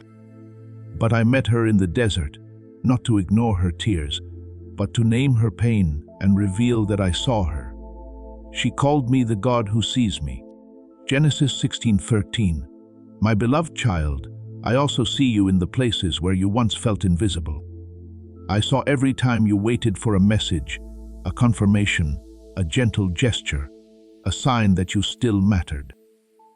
I even saw the moments when you tried to convince yourself that you should not need that much. But I say to you, to be respected, to receive clarity, and to be loved with consistency are not excessive demands. They are the healthy environment for a soul I treasure. You need to learn to distinguish between a challenge within love and a pattern that drains you. Challenges can come in every relationship because people are still learning how to love, how to understand, and how to mature. But in a connection that carries life, challenges will lead to dialogue, humility, correction, and deeper peace, a repeating pattern of pain. However, will make you smaller and smaller, more and more anxious, and further from yourself. One has the capacity to heal, the other only recreates the wound. By their fruits you will know them. Matthew 7:20. Do not look only at an apology if afterward the fruit is still neglect. Do not look only at sweet moments if the overall current still causes you to live in insecurity.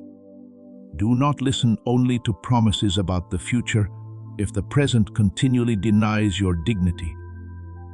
The person I send in the right season will not make your soul live in a constant state of alarm.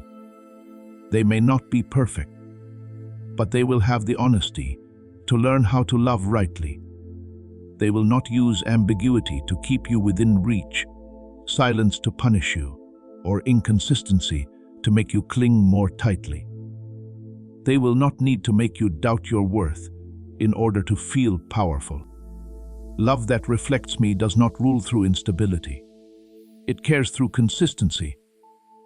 Peace I leave with you, my peace I give to you. John 14:2-7. That peace does not mean difficulty will never come, but it means that even when difficulty appears, your soul will not be thrown into the fear of being abandoned. I want you to understand that true peace has its own tone. It is not too loud. It does not need to perform, and it does not intoxicate you until you lose your ability to discern. It is like a house with a firm foundation. You may hear the rain falling on the roof, but inside there is still shelter. A person who carries the frequency of peace I have sown within you will not force you to keep guessing. Their presence will not make you forget to pray, will not draw you away from the light, and will not make you live by confusion. They will respect the rhythm of your healing and will not pressure you to cross your boundaries in order to prove your affection. They will make you feel that truth has room to be spoken, not that only pleasant things are allowed to exist, but you must also have the courage to look at the part within you that was once drawn back toward old cycles. I do not say this to blame you, but to heal you.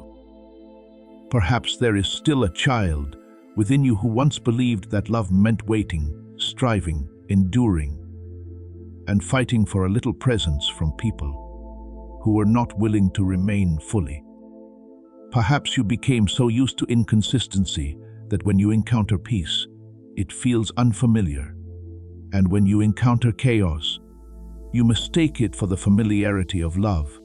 I am changing the measuring rod within you. I will give you a new heart and put a new spirit within you. Ezekiel 36:26.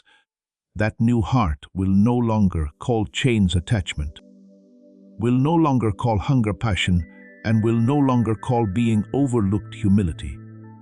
So when an old pattern appears, Do not be quick to blame yourself, but do not be quick to justify it either. Bring it before me. Ask, is this producing peace or fear? Is it making me grow or making me shrink? Does it honor the truth? Is it drawing me closer to me? Is it consistent with the dignity I have placed within you? Examine yourselves whether you are in the faith. 2 Corinthians 13:5 Self-examination in me is not looking at yourself through shame. It is allowing the light to distinguish what belongs to life from what is only a wound trying to repeat itself. My beloved child, I do not want you to beg to be loved. I do not want you to chase after a place in someone else's heart, as though you had no dwelling place in me. I do not want you to wake up with the question, do I still matter today? You mattered before me, before anyone learned how to recognize it. You are about to enter your divine future. Remember that this message does not end with you. People can use your breakthrough to get where they need to go. Through the link in the description or the pinned comment, whether by buying a coffee, making a donation, or becoming a member of our Ko-Fi community, you can help this mission. By doing so, you are sowing into the awakening, deliverance, and restoration of souls who are still trapped in darkness. This is not poetry when Jesus says, "Give, and heaven will open over you." Every seed you plant turns into oil for your destiny, fire for your calling, and safety for your family. Now is your time, my child. Have faith, and as you do, watch God multiply what you let go of. You were loved before anyone called your name with love. You were held before any human hand ever took yours. And because you are loved in me, you do not need to accept connections that make you live like someone forgotten. Go slowly, my child. Let peace be the referee. Let the fruit of time tell the truth. Let consistency have more value than brief emotional highs. Let your heart no longer run after places that keep making you feel lacking, but learn to recognize where there is life, clarity, respect, and stability. I will not leave you confused if you stay close to me. I will remind you when the old pattern returns. I will strengthen you when you need to leave what is unhealthy. I will heal the part of you that once feared leaving meant losing everything. For you do not lose love when you walk away from instability. You are moving closer to the true love I have appointed for you. And when the person for the right season comes, they will not bring a storm that you must call destiny. They will carry rooted peace, responsible clarity, respectful closeness, and love that does not require you to betray yourself. They will not be perfect, but the current between you and them will not be fed by anxiety. It will be nourished by truth, patience, prayer, maturity, and light. Trust me in this. I am not leading you out of the old cycle only to leave you in emptiness. I am leading you out so I may bring you into a wider life, where love is no longer the place where you are made small, but the place where your soul can rest. Be lifted up and be reminded that your Father has always known you were worthy of something healthier. My beloved child, let your soul settle into the stillness I am giving you, for you are not someone drifting aimlessly through life, nor are you one who is being thrown from one event to another without any hand to preserve you. You are being led within an order deeper than what your eyes can see.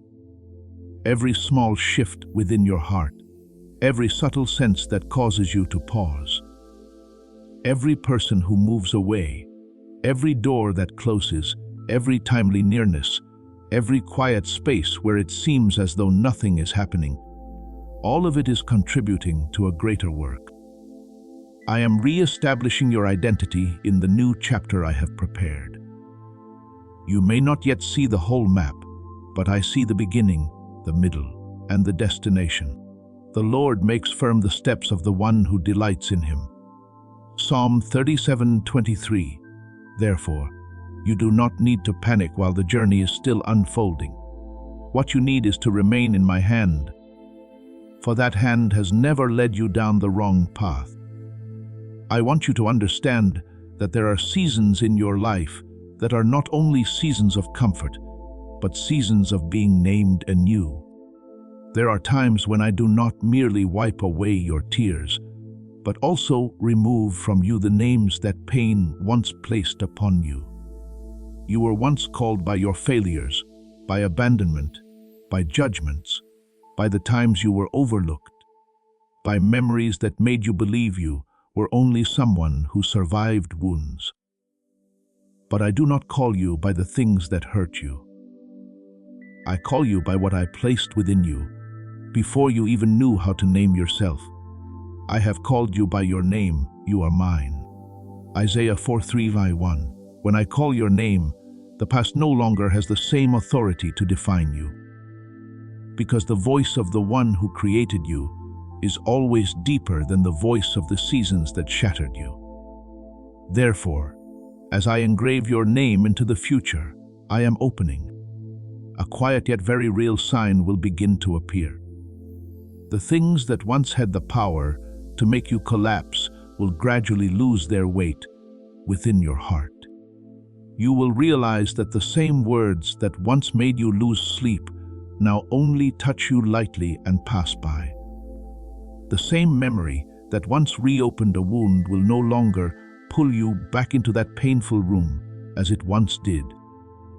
The same fear that once controlled the way you loved, the way you chose, the way you waited, and the way you reacted will suddenly begin to feel unfamiliar, like an old garment that no longer fits your soul. This is not because you have become cold, nor because you are denying what happened. It is because I have changed the foundation within you. If anyone is in Christ, he is a new creation. The old things have passed away. Behold, all things have become new. 2 Corinthians 5:17. That newness first begins in the place no one can see, but then it will be revealed through the way you stand firm before what once caused you to fall. Do not confuse healing with forgetting. I do not heal you by wiping your memory clean as though your life had never known pain. I heal you by removing from that memory the power to rule over your soul. What happened may still be part of the story, but it is no longer the throne. It may still be remembered, but it is no longer permitted to command your future. Just as the people of Israel once passed through the Red Sea, when the waters had been a wall before them, and the enemy had been pursuing them from behind, when I opened the way. The very place that seemed like an ending became a passage, and what once threatened to swallow them was left behind. Stand still and see the salvation of the Lord. Exodus 14:13. So it is with you as well. There are memories that once pursued you like an old army, but I am placing a sea of separation between you and their power. I am changing the spiritual space within you. Before darkness could touch familiar weak places, the fear of being abandoned, the need to be proven, the habit of blaming yourself, the feeling that you are not enough, the sensitivity to judgment, or the pain of being forgotten. But as I heal those places, the old strategies can no longer find a place to cling to. Darkness is not stronger than light. It only operates where light has not yet been invited in. When I shine into those hidden depths, it is not that you must strain to drive the darkness away, but that the darkness loses its ground on its own. The light shines in the darkness, and the darkness has not overcome it. John 1:5. Understand this deeply. Your victory will not always look like a loud battle. Sometimes victory is when the old thing calls your name, but something within you no longer answers. You may be surprised to see yourself responding differently. A person who once made you tremble no longer causes your heart to shrink. A circumstance that once triggered panic now makes you able to breathe, pray, and wait in peace. A silence that once made you think you had been abandoned now only reminds you to return to me instead of chasing after another person's confirmation. That is the sign of an inner restructuring. I am teaching your inner system to function according to truth. Not according to wounds, according to peace, not according to old reflexes, according to the identity I have given you. Not according to the words people once threw at you. The peace of God which surpasses all understanding will guard your hearts and your minds. Philippians 4:7. That peace does not merely comfort you. It guards the door of your heart so that the old thing cannot casually walk back in and reclaim the place it has lost. Remember Gideon, the man who once hid in the winepress because he feared the enemy and saw himself through the small lens of his circumstances. But when I came to him, I did not call him according to his fear. I called him a mighty man of valor. Judges 6:12. My word went ahead of his feelings. The identity I gave him went ahead of the outward evidence. Gideon had not yet seen himself as strong, but I had already called forth what I had placed within him.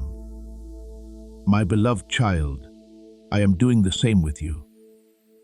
You may still be learning how to believe that you are different, but I have already called you out of the old name. I do not call you abandoned, too sensitive, a failure, not enough, or someone who must always beg for love. I call you beloved, restored, kept, and one who is stepping into a new chapter with a soul that is being rebuilt. Therefore, do not be quick to measure your process only by how much has changed outwardly. There are things outside you that are still waiting for the right time. But within you, the foundation has already been reset. A restored house does not begin with new curtains, but with a strengthened foundation. A garden coming back to life does not begin with flowers blooming before the eye, but with roots finding the underground stream again. I am doing the same within you. I am not only changing your circumstances, I am changing where you stand within those circumstances. I am not only changing the people around you, I am changing the way you allow others to define you. I am not only removing a few pains from you, I am changing the power that pain once had over your decisions. I will give you a new heart and put a new spirit within you. Ezekiel 36:6. That new heart is the sign that the new future will no longer be built on the old foundation. My beloved child, be at peace. Not because everything has already been completed before your eyes, but because everything is being arranged precisely in my hand. The things that leave are not always losses, many times. They are the clearing of space. The things that are delayed are not always refusals. Many times they are preparation. The things that no longer hurt you, as they once did, are not hardness of heart. They are evidence that I have touched the place that used to bleed. The things that once frightened you now becoming unfamiliar does not mean you are drifting away from yourself. It means you are returning to the true self I created before fear came in. The old things have passed away is not merely a beautiful sentence. It is a declaration of my authority over every part of your life that darkness once occupied. There will come a time when I call your name in a new space before new doors among new people in a season you once did not dare believe you could enter.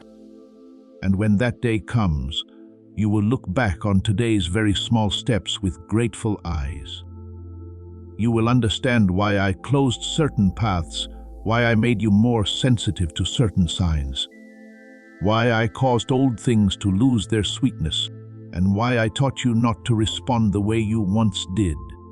No detail is wasted. when it rests in my redeeming hand. All things work together for good to those who love God.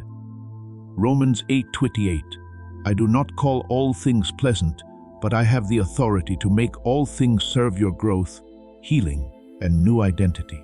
So keep your heart truly still. My child, do not be afraid when you no longer resemble the person you used to be. Do not grieve the fears that were once familiar, simply because they stayed with you for many years. Do not return to old rooms merely because the new future is still only beginning to open. I am engraving your name into a chapter that the old darkness has no right to continue writing. I am building within you a foundation of peace that judgment cannot easily pierce. Memories can no longer easily trigger and fear can no longer easily control. Walk slowly but firmly. Believe that I am going before you. And when you arrive at the place I have prepared, you will realize that from beginning to end, from tears to peace, from brokenness to restoration, from the old name to the new identity, you were never once outside the guiding hand of your Father. My beloved child, listen to me with a truly quiet heart. I do not wait for the world around you to become perfect before I allow you to step into what I have ordained. I do not wait for everyone to understand you, for every door to open at once, for every wound to disappear from memory, or for every circumstance to become favorable before I call you forward. I often do something deeper than that. I change your inner position first, so that you can stand in the middle of a world that has not yet changed and still no longer be ruled by that world. When the foundation within you has been reset by me, the old voices may still sound, but they are no longer the authority over your identity. Old environments may still exist, but they can no longer hold your soul as they once did. Old judgments may still try to find a way to touch you, but they no longer have the same place to cling to, because I have moved you out of their sphere of influence. He brought me up out of the pit of destruction, out of the miry clay. He set my feet upon a rock and made my steps secure. Psalm 42. Do you see? I do not merely pull you out of the old place. Please know that every seed you plant in this mission will grow into a torch that shines in someone else's darkness. Giving to this work through the link in the description or the pinned comment, whether by buying a coffee, making a donation, or becoming a member of our Ko-Fi community, does not go to a channel. Your actions are supporting a divine mission to save lost souls. Heaven moves through willing voices, but it grows through hearts that are kind. This is what I say over you now. Each gift you give is like a stream of living water that flows into the life of someone who needs healing. Give, and it will be given to you is not just a verse for Jesus. It is a living promise that shapes your future. Allow me to invite you now with a simple act of faith. Come into this moment with purpose, with honesty, and with hope. The money you give today is not a donation. The act of spiritual obedience that lets your heavens open is what opens them. Let go of your seed and see what God brings back into your life. I set your feet upon a new foundation.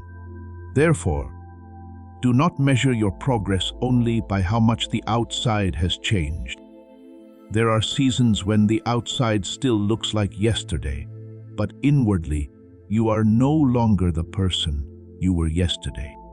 The same words that once made you tremble no longer have enough strength to pull you down. The same silence that once made you panic now only reminds you to return to me. The same environment that once made you shrink now begins to reveal its narrowness. Not because you have become proud, but because I have made your soul larger than the mold that once confined it. If the sun sets you free, you will be free indeed. John 8:36. That freedom does not always begin with the outward door opening immediately. Many times it begins when the chains within lose their power to make you believe you are still imprisoned. I want you to understand that the process of transition does not always come like a trumpet sounding on a mountain, nor does it always appear through an event that makes everyone around you recognize it. Sometimes it begins with a very small awakening within your heart, a sense that you can no longer live the way you used to, a holy wariness toward the cycles that once fed lack, a thin yet persistent light shining upon the things you once called normal. That is why I teach you, watch therefore, for you know neither the day nor the hour. Matthew 25:13. To be watchful is not only to wait for a great moment to arrive. To be watchful is to keep your soul in a state of readiness, so that when I begin to shift the current, you will not fall asleep in old habits, cling to what is out of season, or miss the call simply because it comes in silence. You will recognize the transition not only by life changing suddenly, but by the fact that you no longer belong to the noises that once defined you. The praise that once made you dependent is no longer your source of life. The criticism that once pierced deeply no longer determines your worth. The conversations that once pulled you into comparison begin to lose their sweetness. The places where you once felt you had to strive in order to be accepted no longer feel like home. This is not cold distance, nor is it a loss of gratitude for the past. This is the quiet separation of the spirit, where I loosen every cord that tied you to sources of affirmation that no longer have the authority to nourish your soul. Do not be conformed to this world, but be transformed by the renewing of your mind. Romans 12:2. When your mind is renewed, you do not merely think differently. You begin to belong to a different rhythm. Some connections will loosen without you needing to create conflict. Some environments will become too narrow without you needing to despise them. Some habits will lose their attraction without you needing to fight loudly. Some old desires will fall from your hands like leaves falling in their proper season. Not because they were once meaningless, but because they no longer carry life for your new chapter. Do not panic when this happens. I am rearranging the spiritual weight within your life. What is too heavy for you to fly with will no longer be able to remain on your shoulders. What only holds you back but does not lift you up will begin to lose its right to stay. Let us lay aside every weight and the sin which so easily ensnares us, and let us run with endurance the race that is set before us. Hebrews 12:1. There are burdens that do not look like chains because they are disguised as familiarity. But I know what is slowing your steps. Remember Abraham when I called him to leave his country, his relatives, and his father's house, and go to the land I would show him. I did not give him the entire map from the beginning. I only called him out of the old system before revealing the destination in full. Go from your country, your kindred, and your father's house to the land that I will show you. Genesis 12:31. That call was not only a geographical movement, it was a separation from old definitions, old limitations, and old ways of belonging. If Abraham had clung only to what was familiar, he would not have stepped into the greater promise. My beloved child, there are also times when I call you out of places that once gave you a sense of safety, but are no longer wide enough for what I am forming. I do not separate you in order to make you empty. I separate you in order to place you into a deeper covenant with my calling. I know that in this process you may feel as though you are losing certain things. Some people no longer understand you the way they once did. Some conversations no longer touch you the way they once did. Some goals no longer make you come alive the way they once did. Some paths that once seemed clear may suddenly appear dim, but discerned by peace, not by fear. Sometimes what you call loss is actually removal. Sometimes what you call loneliness is actually the space I create so that my voice may become clearer. Sometimes what you call separation is actually liberation from false anchors. A bird cannot fly if it still believes that the old branch is the only place where it can be safe. I am not breaking your wings. I am teaching you to leave the branch that has gone out of season and enter the sky I have opened. When I prepare to lift someone, I do not allow that person to remain forever anchored to systems that make the soul heavier. I may allow them to love the people within those systems, to pray for them, and to be grateful for what they have learned, but I will not allow a new identity to be imprisoned in an old mold. Joseph had to leave his father's house. Even though that road was painful and filled with tears before, he could be placed in a position to save many people. Moses had to leave the palace and pass through the wilderness before he was sent back with new authority. David was anointed while he was still in the fields, but he did not step directly onto the throne the next day. He had to pass through seasons of being misunderstood, hunted, and separated from easy recognition so that the throne would not swallow his soul. I do not waste seasons of separation. I use them to purify motives, deepen roots, and cause the one I have called to no longer depend on the old system to know who they are. My beloved child, what I have spoken over you is not merely a promise hanging far ahead of you. It is becoming reality in the way you exist each day. Every time you no longer respond to judgment the way you once did, the promise is taking shape. Every time you choose peace instead of reaction, the promise is taking shape. Every time you walk away from lack without condemning yourself, the promise is taking shape.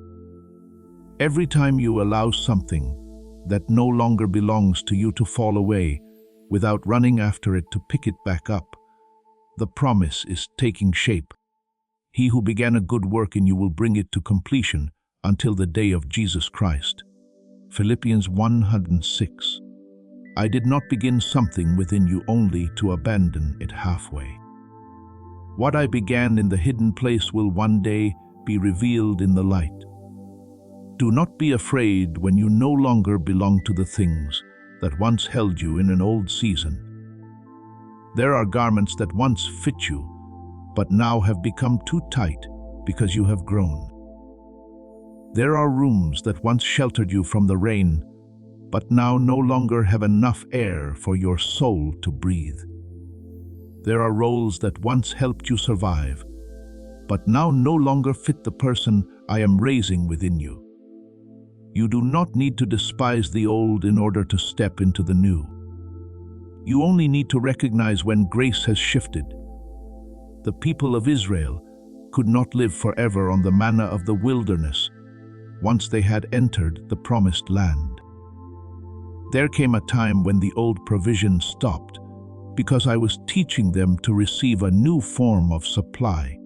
The manna ceased, and they ate the produce of the land of Canaan. Joshua 5:12. What stops does not mean I have stopped caring. It means the way I care for you has moved into another season.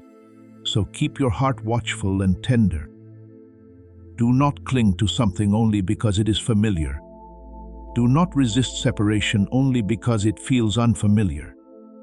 Do not call liberation a loss when I am removing unnecessary weight from you. Let me loosen the wrong ties, fade the old attractions, clarify the environments that no longer fit, and bring you into alignment with the new chapter. When something from me truly belongs to you, you will not need to lose your soul in order to keep it.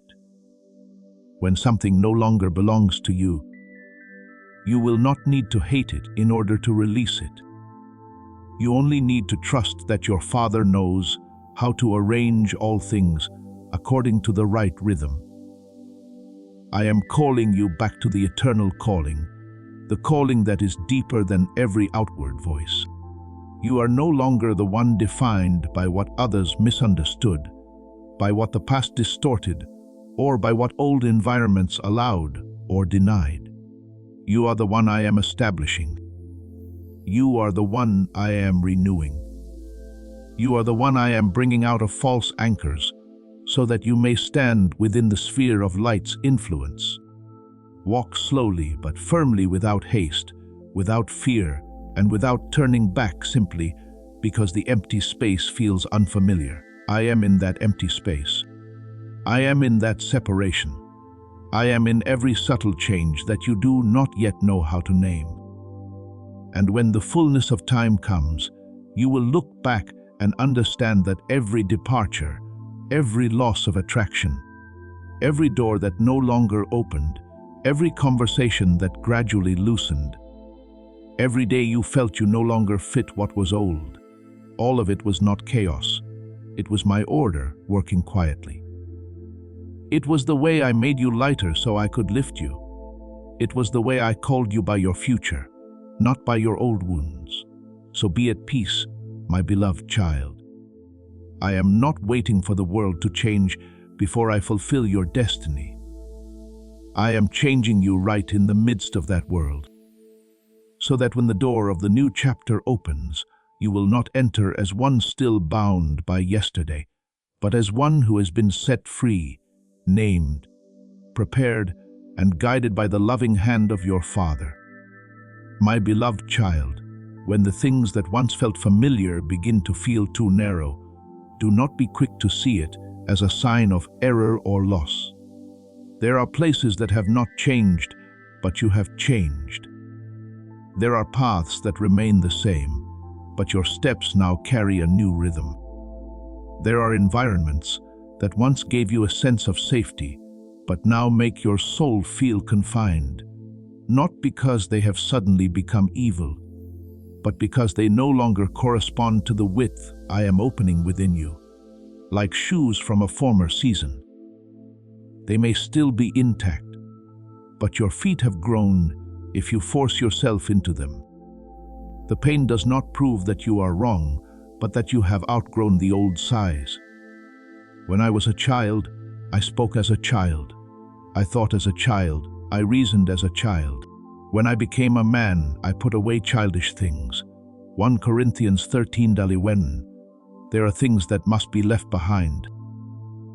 Not because they were meaningless, but because you have been called to step into another level of maturity. I am not calling you into a life of clinging. I am calling you into freedom. Clinging often disguises itself as loyalty. But if what you are holding no longer carries my breath, the more you hold on, the more weary you will become. You may try to revive a rhythm that has passed. Try to prolong a connection that is out of season, or try to force open a door upon which I no longer breathe, but your soul will recognize the exhaustion. Not because I am punishing you, but because you are placing your strength where grace has shifted. If the sun sets you free, you will be free indeed. John 8:36. Your freedom is not found in gripping tightly every familiar thing, but in being placed in the right position, the right season, and the right rhythm with what I am doing. Understand this. Releasing something in me is not failure.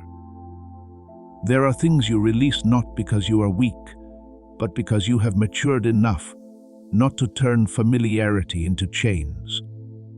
There are things you leave not because you are ungrateful, but because you recognize they no longer serve the life I am building within you. There are people, places, habits, and desires that played a role along one part of the journey. But not everything that once walked with you is appointed to enter the next chapter with you. As this awakening grows inside you, know that helping with this mission is not a joke. It is a sign from God. You can support this work through the link in the description or the pinned comment, whether by buying a coffee, making a donation, or becoming a member of our Ko-Fi community. By doing so, you become part of Jesus' plan to save souls who are still stuck in fog. Every seed turns into light that fights against darkness.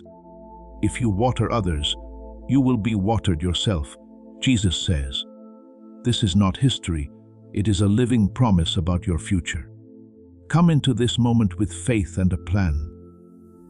What God has already planned for your life can be unlocked through your giving. When I withdraw my breath from something, I am not taking away what belongs to you. I am only removing what no longer has the strength to lift you. The Lord gave and the Lord has taken away. Blessed be the name of the Lord. Job 121. Even what is taken away in my hand can be a form of care. I want to give you a spiritual strategy for entering the chapter upon which I have engraved your name. That strategy does not begin with the haste of the mind, but with the stillness of the soul. You will not enter the new thing through the fear of being left behind, nor through the rush to prove that you are ready. You will enter through deep watchfulness, through a heart that knows how to listen, and through discernment that has been forged in quiet seasons. Be still and know that I am God. Psalm 4:6 and 10. This stillness is not passivity, nor is it standing still because of fear. It is the posture of a soul that knows its Father is leading and therefore does not need to rush forward in panic or turn backward in insecurity. In this new chapter, you will not be led by temporary excitement. Excitement can come quickly and leave quickly. It can make you think that every door shining before you is my invitation. But discernment goes deeper. It does not only ask whether this is attractive, it asks whether this carries life. It does not only look at outward convenience, it listens for inward peace. It is not merely swept away by opportunity, but weighs whether that opportunity draws you closer to me or pulls you away from my voice. Let the peace of Christ rule in your hearts. Colossians 3:15. Let that peace be the referee, because there are things that are very brilliant but are not for you. And there are things that are very gentle yet are the door I have opened. Remember the people of Israel as they followed the pillar of cloud and the pillar of fire in the wilderness. They were not permitted to move simply because they were impatient, nor were they to remain simply because they were afraid. When the cloud lifted, they moved. When the cloud stayed, they stayed. Sometimes they camped for a long time, and sometimes only for a short time. But the rhythm of movement was not based on human restlessness. It was based on my presence. When the cloud was taken up from above the tabernacle, the children of Israel would go onward. But if the cloud was not taken up, then they did not journey. Exodus 4:36-37. My beloved child, this is the strategy for your new chapter. Do not move only because opportunity pressures you, and do not stay only because habit holds you back. Move when my presence lifts you, and pause when my peace tells you to wait. You do not need to chase what belongs to you, and me as though it could be stolen by your slowness. What I have appointed for you will not require you to betray your soul in order to catch up with it. The one led by me is not the one always trying to outrun fear, but the one placed in the right place at the right time by my faithful hand. The steps of a good man are ordered by the Lord. Psalm 37:23. An ordered step is not always a large step. Sometimes it is a step back from what no longer fits. A slower step so you can hear more clearly. A silent step so you do not speak out of reaction. Or a releasing step so your hands are empty enough to receive what I am arranging. There will be times when you feel as though you are standing between two seasons. Behind you is what is familiar, but too narrow, and ahead of you is what is new, but not yet fully visible. It is precisely in that in-between place that many people turn back because of fear. They would rather live in an old garment, even if it makes it hard to breathe, than step into a wider space without yet knowing how to move there. But I say to you, do not fear what is not yet clear. What is unclear in my hand is not an abyss. It is a hallway of transition. It is the place where I teach you not to equate safety with familiarity, and not to mistake newness for danger. If any of you lacks wisdom, let him ask of God, who gives generously to all. James 1:5. When you are unsure, ask me. When you waver, return to my word. When you feel your heart being pulled between the old and the new, let me separate what is fear from what is guidance. I am teaching you to walk by the sensitivity of the soul. But that sensitivity must be anchored in my word, not in unstable emotions. You are not called to run after every feeling, nor are you called to ignore every inner sense. You are called to bring everything into my presence, where emotions are quieted, motives are brought into the light, and peace is confirmed. Your word is a lamp to my feet and a light to my path. Psalm 119:1-5. That lamp will not always show you the entire new chapter at once, but it will give enough light for the next step. And in my kingdom, the one who is faithful with the next step will not be left wandering away from the long road. Look at Elisha when he was called. He was plowing with oxen, living within a familiar rhythm, doing work that had structure, repetition, and stability. But when Elijah threw his cloak upon him, a transition began.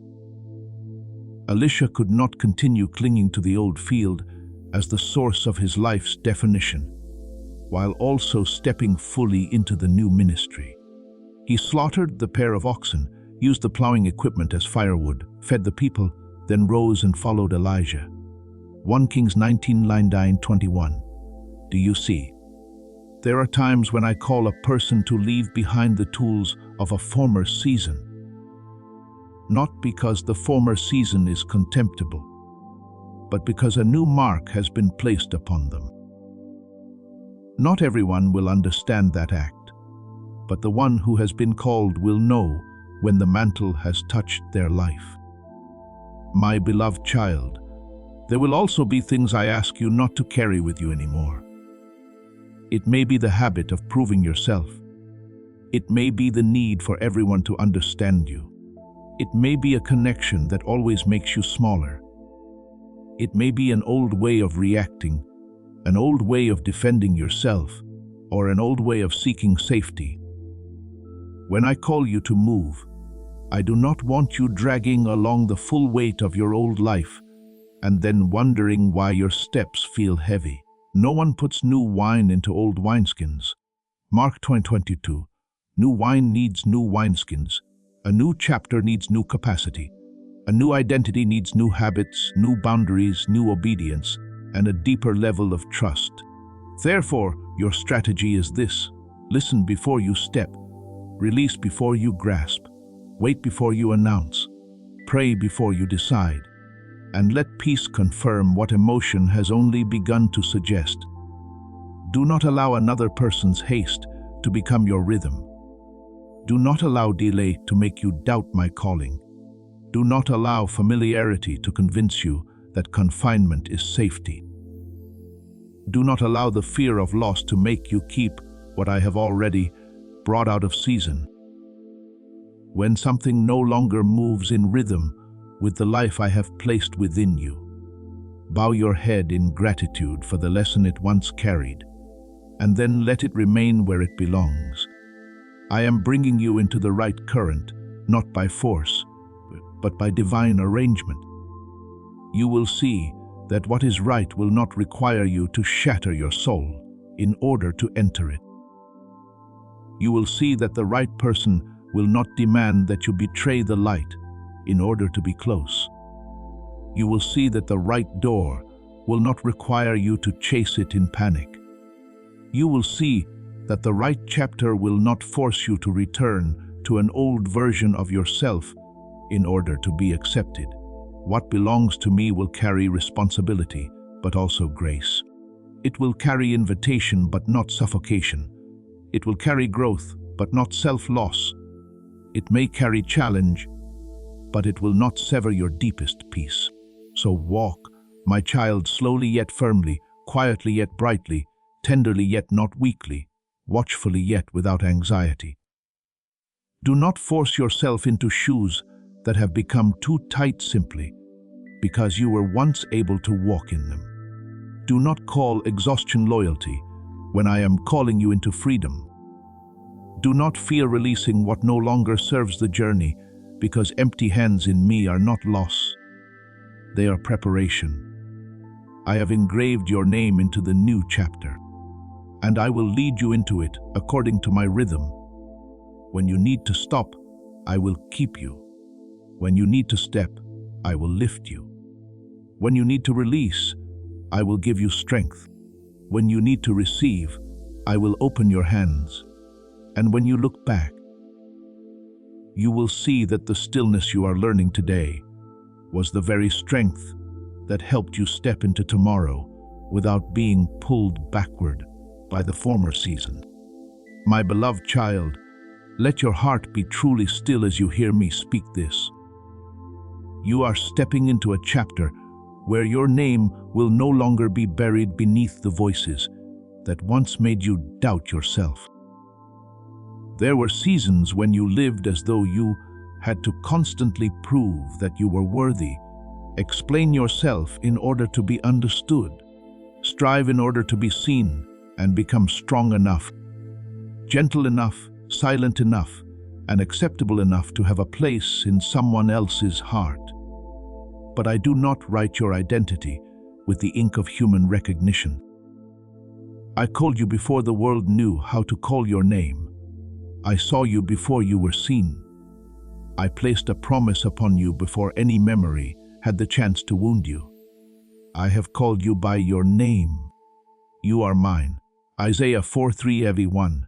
Therefore, what I am opening is not an opportunity for you to prove yourself, but a space where what I have spoken over you begins to be revealed more clearly.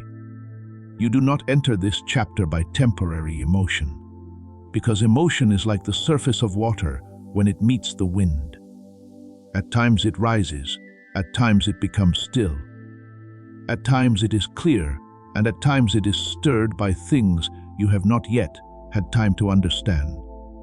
I do not want you to place your entire journey upon something so changeable.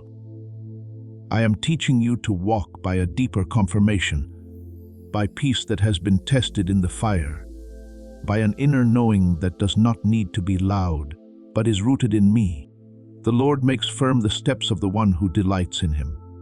Psalm 37:23. A step made firm by me is not a hurried step running from fear, nor a reactive step answering judgment. It is the step of one who has learned to stand in the light. Hear the voice of their Father, and walk not in order to find worth, but because they have already been established in worth. I want you to understand that you are no longer walking in search of a place like a wanderer outside the door. The place that belongs to you in my purpose is not something you must wrestle out of another person's hand, nor is it something that disappears simply because someone fails to recognize you. Before you knew there were doors, I already knew which door had been prepared for you. Before you knew you would need strength, I had already placed grace upon that road. Before you saw a single encounter, I had already arranged hidden currents so that the right people, the right timing, the right opportunity, and the right inner preparation within you would converge. Your eyes saw my unformed substance. In your book were written all the days ordained for me, before one of them came to be. Psalm 139:16. You are not groping through uncertainty. You are stepping into what has already been seen beforehand in my heart. Perhaps you think you are searching for something. A place to belong, a clear calling, healthy recognition, the right door. A connection with a foundation, a space where your soul no longer has to shrink, but in my order. There are things that are also moving toward you. Not in chaos, not with the haste of this world, but through the quiet current that I open. What belongs to you and me will not require you to lose your peace in order to chase it. It will not make you lower your dignity in order to be accepted. It will not demand that you deny my calling in order to fit into someone else's mold when what I have appointed draws near. It will recognize the mark I have placed upon you, and you will also recognize the fragrance of my peace upon it. I have set before you an open door, which no one is able to shut. Revelation 3:8. The door I open does not need to be broken down by panic. It will open according to the rhythm I have appointed. My beloved child, this is the season when identity is no longer only something you hold privately in prayer, but begins to become something revealed through the way you live, the way you respond, the way you choose, and the way you no longer return to old molds. You are about to enter your divine future. Remember that this message does not end with you. People can use your breakthrough to get where they need to go. Through the link in the description or the pinned comment, whether by buying a coffee, making a donation, or becoming a member of our Ko-Fi community, you can help this mission. By doing so, you are sowing into the awakening, deliverance, and restoration of souls who are still trapped in darkness. This is not poetry when Jesus says, "Give and heaven will open over you." Every seed you plant turns into oil for your destiny, fire for your calling, and safety for your family. Now is your time, my child. Have faith, and as you do, watch God multiply what you let go of. I am bringing you out of the season of ambiguity, where you continually ask who you were under the gaze of others, and into a season of establishment, where the light within you no longer asks darkness for permission to shine. The light shines in the darkness, and the darkness has not overcome it. John 1:5. Darkness may once have covered part of your story, but it does not have the authority to write the ending. The things that once caused you to be hidden may still exist in memory, but they are no longer allowed to define your position in the future. I am building, remember David. When Samuel came to Jesse's house to anoint the king I had chosen, David's brothers stood before Samuel, appearing more suitable in the eyes of people. While David was outside in the field with the sheep, overlooked during the most important meeting of his own life. But I do not forget the one I have called. I said to Samuel, man looks at the outward appearance, but the Lord looks at the heart. 1 Samuel 16:7. And when David was called in, the oil was poured upon his head in the midst of his brothers. Do you see? What belonged to David was not lost simply because others did not think of him. The anointing did not hide from him. It waited for the appointed time to call him out of the place where he had been overlooked. So it is with you. There are parts of your life that others once failed to see, but I have not missed a single one. When the time comes, what I have written will know how to find you where you stand. Therefore, do not be confused. If the new chapter begins with a change in the way you are present, you will no longer feel the need to ask permission to live according to the light I have placed within you. You will become less shaken by those who do not understand your process. You will stop trying to enter rooms where you must lose your peace in order to be accepted. you will recognize that not every rejection is a loss. Sometimes it is positioning. Not every delay is forgetfulness. Sometimes it is alignment. Not everyone leaving is evidence that you lack value. Sometimes it is the clearing of the way for what can see you rightly. All things work together for good to those who love God. Romans 8:28. I have the authority to use even the things you once did not understand to serve the work of establishing you in the light. You do not need to exaggerate yourself, nor do you need to diminish yourself. You only need to stand rightly in what I have spoken. Identity that comes from me does not need noise in order to carry authority. A lamp does not need to argue with darkness. It only needs to be lit. A city set on a hill does not need to ask the valley for permission to be seen. It only needs to stand where it has been placed. You are the light of the world. A city set on a hill cannot be hidden. Matthew 5:14. I do not say this so that you may become proud, but so that you will stop burying what I have placed within you out of fear of being misunderstood.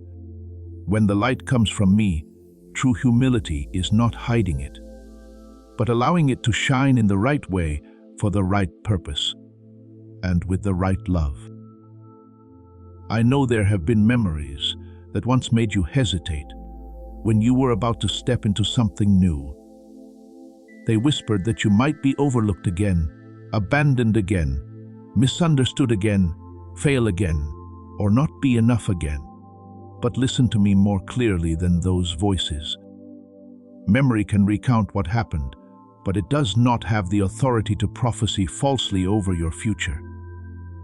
Outward voices may offer opinions, but they do not sit on the throne of your identity. I am the one who called you from eternity. Before I formed you in the womb, I knew you before you came forth from the womb. I set you apart. What I know about you is deeper than what you have endured. What I have set apart within you is stronger than the words that once tried to make you normalize your pain. So step into this season of establishment with peace and watchfulness. Do not let excitement make you rush, and do not let fear slow you down when I have already opened the way. Follow my rhythm when I tell you to wait. Wait without doubting your worth. When I tell you to step, step without needing everyone to applaud. When I tell you to release, release without calling it failure. When I bring what belongs to you near, receive it with humility, not with the fear that you will lose it. Trust in the Lord with all your heart, and lean not on your own understanding. In all your ways acknowledge Him, and He will make straight your paths. Proverbs 3:5-6. Trust does not mean the absence of discernment.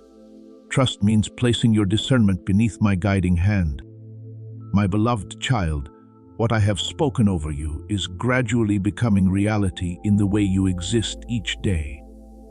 Every time you choose not to answer the voice that makes you smaller, the light is being revealed. Every time you stand firm in peace instead of chasing confirmation, identity is being revealed. Every time you leave what does not honor the life within you, maturity is being revealed. Every time you step through a right door without betraying your soul, my order is being revealed. This is not merely an outward change. This is the manifestation of a person whom I have renamed from within. I am not bringing you into this chapter so that you may continue living as one who has been erased. I am bringing you in so that your name may be called in the light, not through pride, but through truth. I am bringing you in so that what was once hidden may be set back into its rightful place. I am bringing you in so that you will no longer ask whether you are allowed to exist fully. You belong to me, and what belongs to me within you will not be swallowed by darkness. Keep your heart still, your eyes clear, and your steps steady. What belongs to you is not hiding from you in chaos. It is being arranged by me to converge at the appointed time. And when it comes, you will recognize it not because it overwhelms you, but because it harmonizes with the life I placed within you from the beginning, like a promise finally finding its form on the day I have ordained.